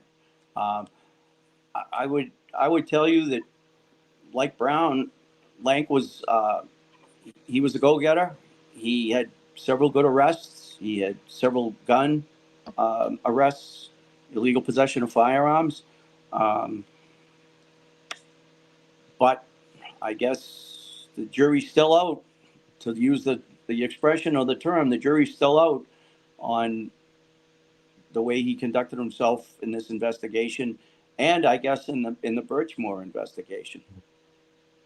He was the responding officer, pretty much first on scene at both of those incidents, those events, and I'll just leave it at that. I think I would have expected more from Mike, at the very least, as far as the investigation goes. He was in the house either once or twice, I guess, at 34 Fairview, and we know the outcome of that investigation and witness interrogation or interview that he conducted inside the house. Nothing got documented, I guess. Nothing got recorded. Nobody got separated. Sounds like there was Mike wasn't on his A game that morning. There's another incident of there's been a few, but Canton Police has had some other scandals. There was this kid, I guess Craig Casey, I think his name is. Yeah. They found his body after a car accident. After they cleared the scene, they didn't Yeah. find his body, and then they came back. Someone reported, "Hey, there's someone sleeping on this lawn." It was the person that they didn't find. They Um, missed him on the lawn, dead on the lawn. They just missed him. Yeah, Sounds familiar, just like everybody missed John O'Keefe. yeah, and it was right there. Is how far away was that from the house where John O'Keefe was found? Pretty close, I heard. Well, I would say this: the property. I'm not exactly sure of the lawn that Casey was found on. I can't vision it in my house, in my mind. I can't actually tell you what house number it was, but I can say that the lawn that he was found on, where the accident was very close proximity to meadows where Chris Albert and John O'Keefe lived. It was very, very close to that. Before Fairview would be probably, I'm going to say, 1.25 miles, maybe. That's right. I got the houses mixed up. You're right. It Yes. was next to John Yes. O'Keefe's house. Yeah. What do you know about that incident? Did you hear anything? Have any inside info or any thoughts on it? I heard that what you basically related, that officers responded to the scene. I remember actually reading about it. Officers responded to the scene, didn't find the operator, towed the car, cleared the scene, and then I guess motorists on the way to work started calling the police station, 911, and saying, "You got a body out in the lawn here." And I heard that there was some dash camera footage that should I use the word disappeared or Vaporized. Yeah. couldn't be Couldn't be relocated? retrieved. Couldn't be That's retrieved. That happens an awful lot. A lot of that happens in Canton. Yeah. Wow. So I don't know. I have my own suspicions on that case, and I could talk to you offline on that one, Mark and Mike, and you might say, "Wow." I'd like to hear more about that because I got a text that he had sent a friend today, someone that knew him that day, and he was actually talking about needing a lawyer. Okay. So I just think that was like the last message. Well, Wow. when we go offline tonight, maybe you and I can have a quick conversation about that, because maybe we can share some information on that. Mark certainly can join us, and the three of us could discuss Chat. that. But that certainly has some merit to look into that. Why he felt he needed a lawyer. Yeah. Maybe he needed a lawyer, and he didn't get one fast enough. He ended up on a lawn. Jeez. I mean, what are the odds too? It's not like a large town. It's not a crime-ridden place. It's a nice no. town. It's not some, inner city where there's just crime and you just have like body after body showing up on lawns that no one detects and weird circumstances and missing video. You know what? Maybe there's something bad going on here. Something in the water. Yeah. Yeah, there was something I was going to mention to you about that. The heck would it have been? I forget. If I think of it, I'll bring it out. But it had some meat to it. Whatever I was going to say. Give me a minute. It will come back. It'll always come back. Yeah. There's a question for Mark. Mark, in your opinion, what percentage of evidence presented by Karen's legal team was gathered by monitoring social media sleuths or even Turtle Boy, I'll add?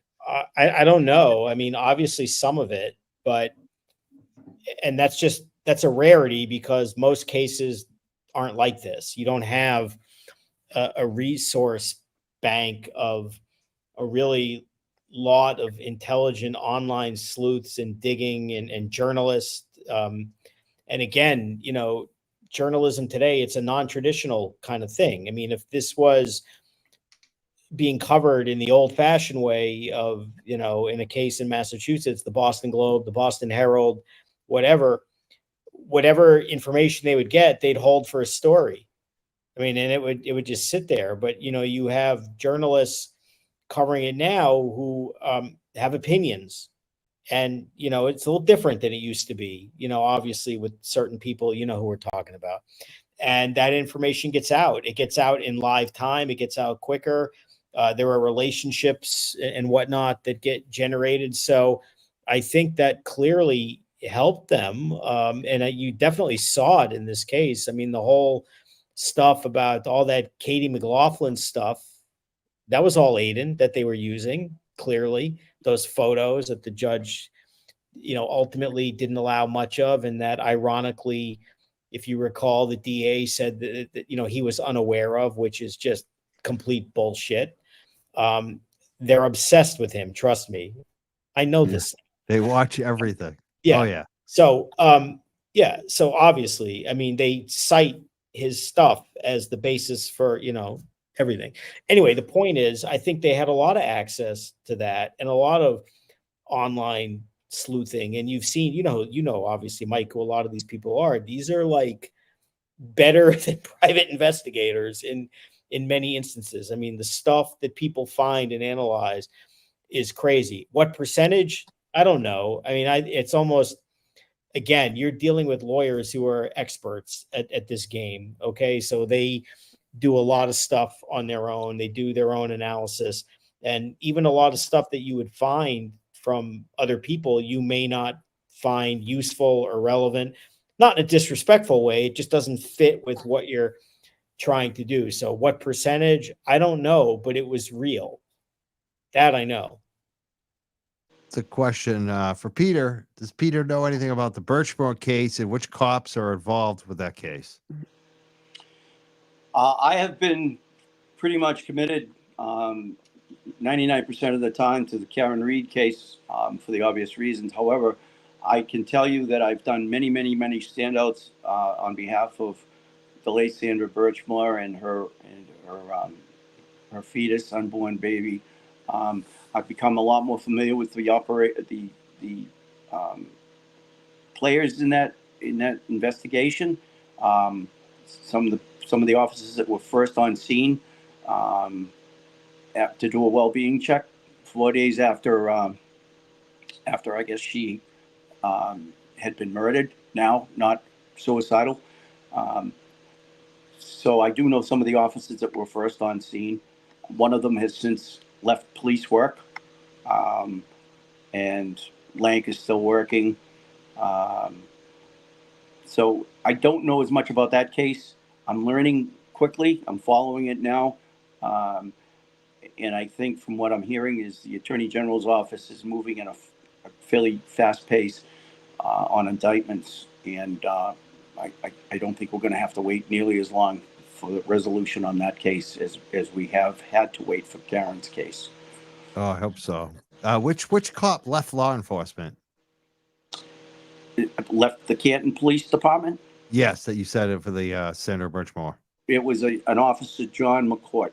His uncle is the JR. select board member. Huh. I didn't realize. And I know the family, Mike. I've known them for a long time. My son played hockey with John. I know his brother. They're nice people, aren't they, JR? He seems like a good guy. He's the only one I like, but I wish he would just speak up more. Yeah, I mean, to my knowledge, I can't say anything but good things about the entire family, and that includes his parents. And actually, he is related. John was related to a lieutenant that I worked with for years, Lieutenant Lehan, Lehan. His son is now the prosecutor or acting prosecutor for the town police department for Canton. And I played hockey with his son in an over 30 league, although I was somewhat considerably older than 30, and it looked it. But anyway, You're still playing. That's the key. If you're still playing, you're ahead of most of us. It was a good family, rock solid. I don't think there's many people that could ever come up with anything negative about John McCourt and his family. I wish he would come on this show, JR. Like he'd be a good one to have on this show. Like he Yeah. should. That's the leadership they need in that select board, is someone like him to just go around them all and just come to the people. Yep. Yep. Oh. Well, there was a recent vote for a couple of things that were going on, and Trish Boyden abstained. And I think you'll see with the next election, they're going to have some people vacating the seats that they've had for a while. I would like to think JR stays.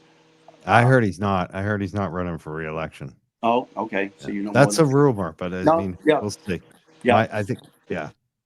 But I got a couple more questions for you too about the townie issue and the police, Peter, because self-dispatch has come up where certain town residents who are friends with police don't call 911. They call the cell phones of the police officers they know, and the police officers self-dispatch. And there's like two levels of police, basically police service. You know, it's everybody else gets one level of service, and then the townies get more service. They get, you know, is that true? Do you see that? Did you see that in the town of Canton with the Canton Police Department at all? I honestly can't say that I did see it. And in all probability, even if it was happening on my shift with officers that were on patrol at the time, it would be fairly difficult, perhaps most of the time, for me to perceive it or detect it. Not that, if somebody self-dispatched and they got to a volatile scene, that all of a sudden, they're going to have to say, I just didn't come upon it, or I was out of my area and I stumbled upon it. I don't know. I don't know how much of that goes on. That's bad. Not just because you have two types of people, perhaps, but that's avoiding the creation of public records, which could potentially be useful in the event that there is a crime or something that needs to be investigated. That's an end around to that, and that's if that's going on, that's bad. It is bad if it's going on, and I like I said, I can't speak to it. I was not aware of it going on, and I would hope that if an officer, as part of their field training, is told, hey, if somebody calls you on your phone and says, I got a problem here, that officer calls the station on the radio right away and says, right. I got a call. I'm going to 1492 Washington Street to investigate a domestic or whatever, my barking dog, whatever it is. And now it's through the radio system, it's being recorded, and everybody knows what's going on. And, again, if that officer gets a call and goes somewhere and gets into trouble, nobody knows where he is or she is, which is very, very dangerous. You just reminded me of something. It'd be interesting for a police response to this. One of the issues that they were raising during this case is that Proctor allegedly deliberately misspelled everyone's names in the reports. Can you speak to the people why that could matter if the police report mentions people but deliberately screws up the spelling or addresses and whatnot? What that could benefit if this is a corrupt case? Yeah, Sarah Levinson was misspelled, for instance. Yeah, a lot of many of them. Proctor misspelled a lot of people. Yeah, almost all of them. I mean, for a college man, he doesn't spell very well. You know what I mean? Yeah. It's hard to believe. Right. Well, obviously, the misspelling of these words is problematic as far as archival information goes, looking it up, retrieving it, stuff like that. And as far as a police supervision standpoint, which I know we've talked about and which is going to come up now more and more as the state police case is reviewed from a standpoint of supervision or the lack of, a supervisor, whether you're a sergeant, lieutenant, somebody's supposed to review the police officer's reports, regardless of what the case is. They're supposed to look at it. They're going to see if the elements of the case are included in it, if there's going to be charges, if the elements are clearly defined and spelled out, and if there's probable cause, and if if the supervisors aren't reviewing the reports and picking up on the spelling, It looks like, it looks like nobody cares in the department about the case, and speaks very poorly for the police agency in general. I mean, Yeah. It also, it may not show up in a record search. If you put Right. in wrong search terms, you may not get a hit. And correct me if I'm wrong. I don't remember. I think this is the case, Mike. You can correct me. Didn't they dispatch it to the wrong address? It wasn't 34 Fairview. Yes, so with 32. How the hell is that possible? Everybody knows, like, this is King Brian Albert's house, and they screwed that up too, which again may not show up in a record search down the line. I mean, I know eventually it had to be corrected because it became a big case, but these are more of these red flags that there are just too many of them to believe that something wasn't afoot at the Circle K. This is something bad was happening here. Well, to speak to that, how's this sound? I mean, there was definitely a press release, I guess, or a quote where Berkowitz told the newspaper to not put Albert's name or the address in the paper. That's exactly what I was about to say. And that's just corrupt. That's he basically threatened a person in the press and said, "You better remove that name. You better not have his name in that story. Remove it." And the sequel to that, you don't mean police officers connected in some capacity to the Karen Reed case would threaten journalists if they do things or to put them in trouble? Is that what you're suggesting? No, never. That would never happen. Never. Well, the sequel to that conversation, gentlemen, is that if you play the Berkowitz retirement party, Higgins got up and said, "Hey, if you ever want to hide a body in Canton, just call Ken Berkowitz." That's a true story, and evidently, Chief Rafferty, had that deleted from the video. So I guess that doesn't appear now in the retirement party footage. Do you know people that were at that party that heard him say that? I have not talked to anybody who heard him say that. Okay. Matter of fact, I'm 99% sure I heard it when I watched him up at the podium. So you were you there that night? No, I wasn't there. Okay, I watched the file footage. You were watching it on TV or? But you know what though? So there's a scrubbed video from that night, correct? In other words, there is a video from that night. But the only video I've seen is a scrubbed video. I've never actually, but people say they've seen it. But the video of the people that were there that night exists. Yes, there's a video. To my knowledge, there's a video out there that shows 99% of the tables and the patrons attending.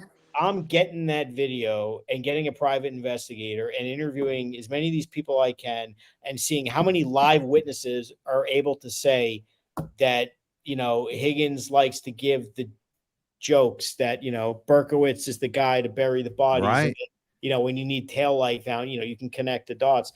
I mean, so there's an end around here. There is a workaround. You may not have the video, but you get live people. Witnesses. But will they talk? Will those people talk? Because they're all, who they are. They're all the cops and the town workers and the friends and family of Berkowitz. So I mean, the reality is, putting the hearsay stuff aside, it's the kind of thing that it gives you a good faith basis to cross-examine Higgins about it and come at him and then let him deny saying it.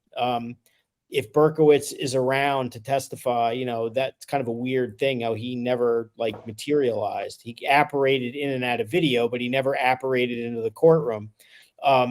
If he's able to be asked directly about it. I mean, that's a good point. To say that, I mean, again, Higgins was actually asked about that in court. And what did he give? I don't remember. I believe he said he spoke at it, but he denied that he said that. Denied. Yeah. I couldn't remember. Denied? I'm pretty sure he denied. I don't remember. I'd have to watch back. I want to review it, but I'm pretty sure he did deny it and said, no, that never happened. I'm lining up witnesses who would remember that, because I think that is the kind of thing that people would remember. We got to find that, actually. We got to replay that and see exactly what he said. I mean, how do you say that about a retiring police chief? I mean, it doesn't offend me in that sense, but what a weird thing to say. my funny joke is going to be that this is the guy who can bury the bodies. And we've already tonight talked about there's plenty of hidden bodies that nobody sees in Canton. Yeah. It's actually not funny. During those speeches too, there was a Secret Service guy there. There was the head of the FBI in Boston who was there, who retired shortly after the speech. But like the Secret Service guy and somebody else, I can't remember. I'd have to think about it. But at least two of them said, well, we can't say everything we want to say because we're on television. We can't say everything about Berkowitz because we're on television. Like they were limiting themselves, and they still said a lot of shit. Like it was just remarkable. People in the comments are saying he absolutely denied it. And then somebody just mentioned that this occurred several months after John O'Keefe's death. Yeah, I believe it was in July. Okay, so several months after John O'Keefe's death, several months after Berkowitz allegedly found a big chunk of taillight on the lawn and all this other stuff, and everything about Higgins. Higgins makes a joke that Berkowitz is the guy to bury bodies. I'm rounding up witnesses to get to the bottom of that and be ready for that at a retrial. I hope so. I'd love to see that. I'm hoping they are able to. I mean, who knows? Yeah. It's a long time ago. Yep. I guess you need a video to figure out who's there. Well, let me know when you're coming to town, Mark. I'll pick you up at the airport. We'll go together. I'm going to hold you up to that. Okay. Oh, we lost our host. We lost our host. Sounded like there was a disagreement among the canines. Yeah, I don't know how many dogs are in there right now. I've got one right here at my feet, but she's lying down. But, I've got one about 5 feet away from me. She's snoozing. Oh, there he is. Everything okay there? Canine crisis. Yeah, we had a dog situation going on. Do we need to self-dispatch? Yeah. Mike, do we need to self-dispatch? Yeah, you need to self-dispatch. I had to get the dog out. As soon as she comes home, she's on a dog sit. So like I knew this was going to happen. I predicted in the chat earlier. But as soon as she comes home, dog goes crazy. He's in here with me. So I had to open the door and let him up. There you go. Yeah. So did I miss anything good? No, we're laughing about dogs. We're laughing about dogs. So you heard the dog. You heard him barking? I don't know if you call that barking. We heard something. I don't know what that was, but we heard the noise. I know, right? His bark is not. Yeah, I think he's like a little whiner. Shrill. Yeah, is he all right? Yeah, he's very shrill. It's not even a bark. It's so funny. Yeah. So I'm just checking my notes, see if I have any other questions, any super chats.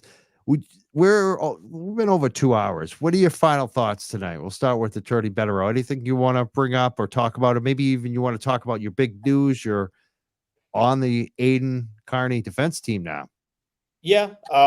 There's a few I's to dot and T's to cross. You have to get pro-hawked into Massachusetts. So there's some paperwork to file, and that's a process. So, until that's fully done, I don't want to talk too much about substance. Generalities about the Massachusetts witness tampering statute, it's unconstitutional. If you're into the First Amendment and all of that stuff, it's the way that statute is drafted. It literally suggests that all of us, half the people in the comments and 90% of the people on Twitter, are committing witness tampering on a minute-by-minute basis just by criticizing some of these people who to be witnesses, which may be upsetting to them in some capacity, and they may feel intimidated to the point where I don't want to get criticism if I testify again. That's witness tampering according to the statute. That's a problem, and that's not the kind of thing I think that the legislature of Massachusetts had in mind when they passed a law like this. It's also a statute that's very different than most other states, which talk about threatening people in the classic way. I'll break your kneecaps if you testify. That's witness tampering. I'll give you $50 if you say this. That's witness tampering. Someone who acts as a journalist and has a strong opinion and is news gathering and wants to share an opinion that's offensive to some, that's not witness tampering. It may be offensive. It may even be obnoxious to some people. It doesn't make it a crime. But that's all I would say about that for now. Other than that, I would say real honor to share the panel with Peter. This was really enjoyable. And I think it's really impressive to see, a principled police officer. And it must be, in many ways, kind of sad for you to come from that department and know these people and see what's going on and know that, it can affect relationships and all of that, but to see you stand on principle. And, you hear stories today where people who live in that town don't call the cops at all. And, if people like you were there, they'd call the cops, send the good guys. But so I think it's just kind of sad, but it's a credit to your character that you speak out like you do. It's really impressive.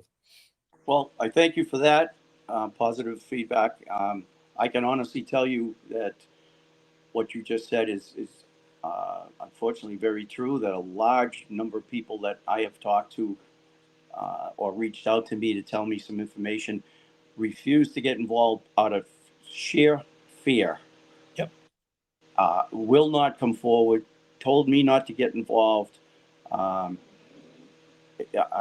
just, it's not reasonable for the quality of life of these people to go through that day to day. They're afraid to talk. They're afraid that children will be disenfranchised. They'll be bullied. It's not a community, in my opinion, that you'd want to live in right now, or bring your children up to, or move to. And I've advocated it, and it's coming back now from other people. And maybe Mark, at what point does a town or a police department qualify or need to have an outside resource come in and be put into receivership until they can vet everybody, including the select board? I mean, it's funny you say that. The people that would do that are the feds. Now, again, yes. I don't know whether it's Canton, the state police, or a combination of both, but the feds are the ones who can come in and go to federal court and basically assert what they perceive to be their right to take over the police department if it's a problem. I mean, you saw this in New York City, a huge brawl over stop and frisk years ago. You see this in New York where there's a big fight over Rikers Island and taking over the jail. I mean, they can do it. And I wouldn't be surprised ultimately if that's part of it. The state could too, I think, because I know they've done that to some schools here. School that systems won't work. No, you need the feds here. You need like outside. Yeah, it's too incestuous. It's too close relation. They'll never do it. They'll never do it.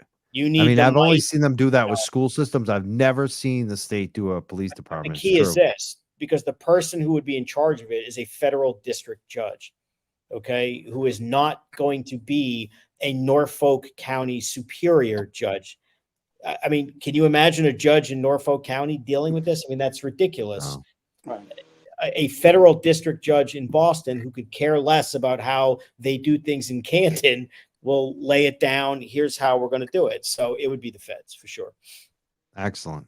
And before I go to Peter for his final thoughts, I want to bring this up because it came in and I don't know what they're talking about. Thoughts on microdoc video challenge of the voicemail. Oh, is that the Jennifer McCabe? Unfortunately, yeah, I think someone challenged it or something. Where Karen's left her phone because she ran out. Yeah. To go help the man that she allegedly murdered a few hours before, and left her phone running. And then you can actually, I think we're talking about where you can hear Jennifer McCabe whispering to Nicole. Yeah, they're sending someone. I think somebody challenged it, and I think this is what I heard, that he even took it down. I'm not sure. I don't know. There's some kind of controversy about it. I don't know. I don't know enough about it.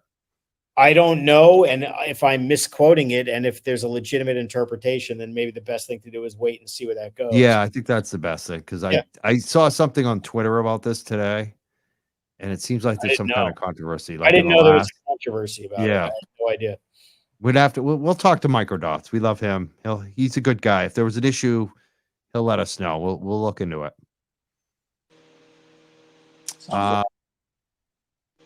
Yeah. What are your final thoughts tonight, Peter? Do you have any final thoughts you want to share? Anything we didn't talk about tonight? I think we all agree, the three of us, we could talk for days on this case, but right now, I think at this point, we're waiting for August 9th, correct? Which Yes. I'm guessing that we're not holding a lot of hope out for a good result out of that. And then I guess we go into January 14th for pretrial and January 27th for trial commencement. My feeling is, and I guess it's probably somewhat wishful thinking, is that the feds have accumulated and put a lot of evidence and have put a lot of time and effort into this investigation, and probably were up on wires and wiretaps ahead of the Karen Reed case, perhaps due to the Birchmore case, perhaps due to Senator Brian Joyce um, case or situation. I don't know. I don't know what tripped the wire to bring the feds into town and start wiretapping. And evidently, I believe Aiden at one point had some, you might remember it, Mike, it was before Mark's arrival. He had two, like 5x8, 5x7 Christmas lists. Do you remember that? Oh, yeah. Oh, yeah, with a bunch of notes on it. Yep. We all And- study those. Yeah. A lot of it has come true, actually. Yeah, and there was information on there that I believe that the feds had gone into Morrissey's office on one occasion with a warrant and taken a phone out, and then came back 3 or 4 days later, or 5 days, and hauled another 4 or 5 phones out of there. So it appears that they were set up on Morrissey's office for some sort of questionable or misdeeds or nefarious activity before the Karen Reed case. And I would just hope that sooner than later, for the benefit of the town, for the benefit of the John O'Keefe family, and for Karen's family, who I've gotten to know and admire for their strength, that the feds, if it's going to take the feds to come in and clean this mess up, then I would love to see them come in sooner than later, and not, as Mark said, not see this thing have to go all the way to trial. Cinch the net, get the big fish they're looking for, bring them in, put them in the boat, and move this case along. Could it be what some people estimate to be one of the biggest corruption cases this country's ever seen? We'll see. But if that's what it takes, get it done, because a lot of people are suffering in the community. The kids are disenfranchised, disconnected from peer groups on sports teams. It's a mess.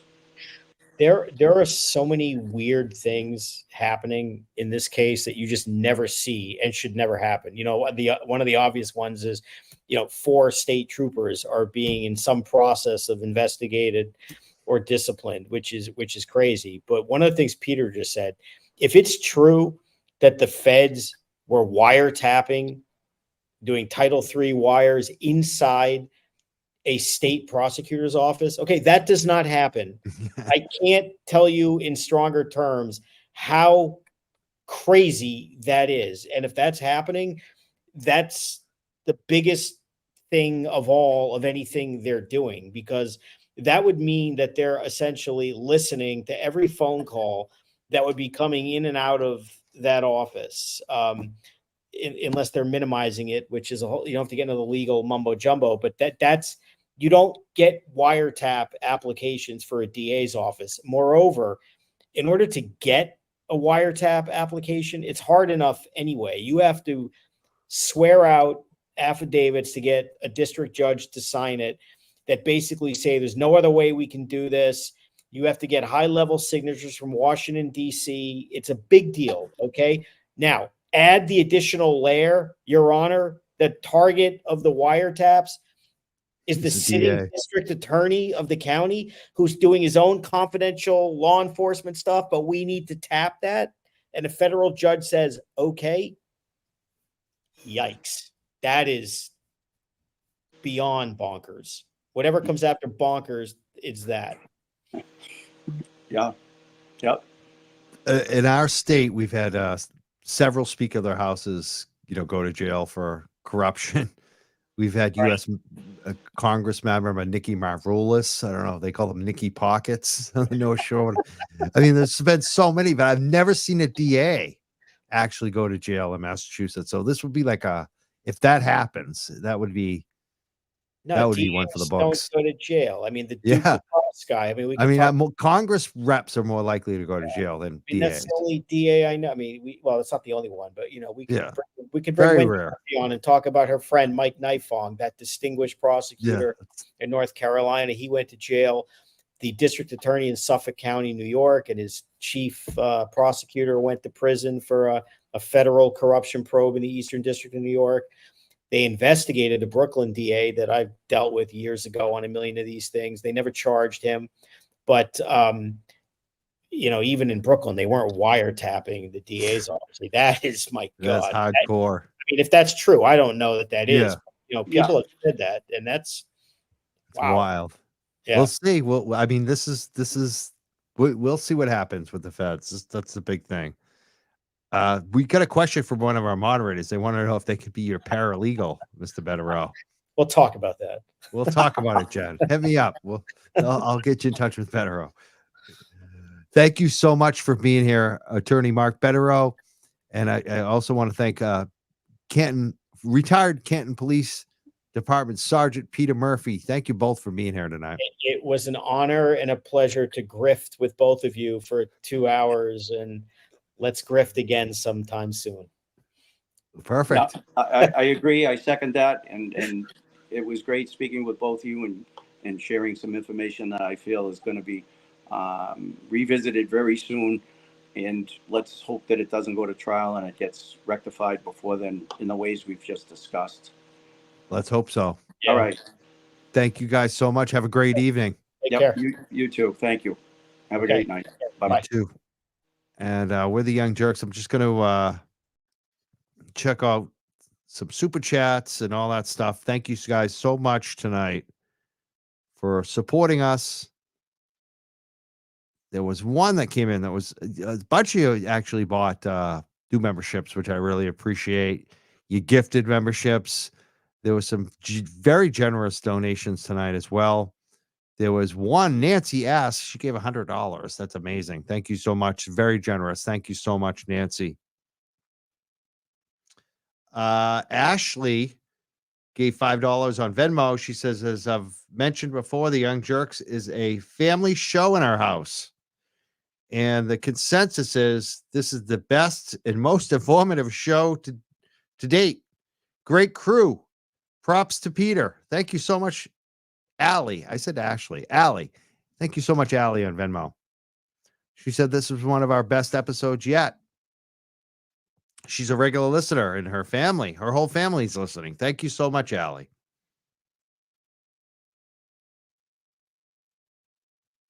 All right, that's the Venmo. We got one Venmo tonight. Thank you so much, Allie. And I just want to check the Cash App, see if there's any comments there. Oh, we had a friend of the show. I'm not going to say his name because I think he's a little worried. He's a Canton resident. He's a great person. He says, great show, Mike. Peter and Mark are the real deal. Thank you so much. I'm just going to call you Mr. I'm going to use an initial that Mr. M. I'll just call you Mr. M. It has nothing to do with your name, so we'll just call you Mr. M. Thank you so much, Mr. M. Wow, Steven sent $50 on Cash App. He says, for the best host, best guests. Thank you so much, Steven. Another very generous donation. I'm blown away tonight. Thank you so much. Also, Julie sent $20. That was actually on Sunday. I don't know if I get to mention that. Thank you so much, Julie. All right, that's it for the Cash App, the Venmos, and the Super Chats. Thank you guys so much. We'll see you soon. I'm not sure when. We'll be back. Just check the YouTube. Make sure you're subscribing, following up there. I'm sorry you're not getting the notifications from Twitter. We signed up and they're not approving us. I have no idea why. It's really frustrating. We'll see you next time. Make sure you're subscribing, like, follow, all that, please. And check back. Check back every night because I'm telling you, we'll be doing another show soon. I'm just not sure when. Have a great night, everyone. Thank you so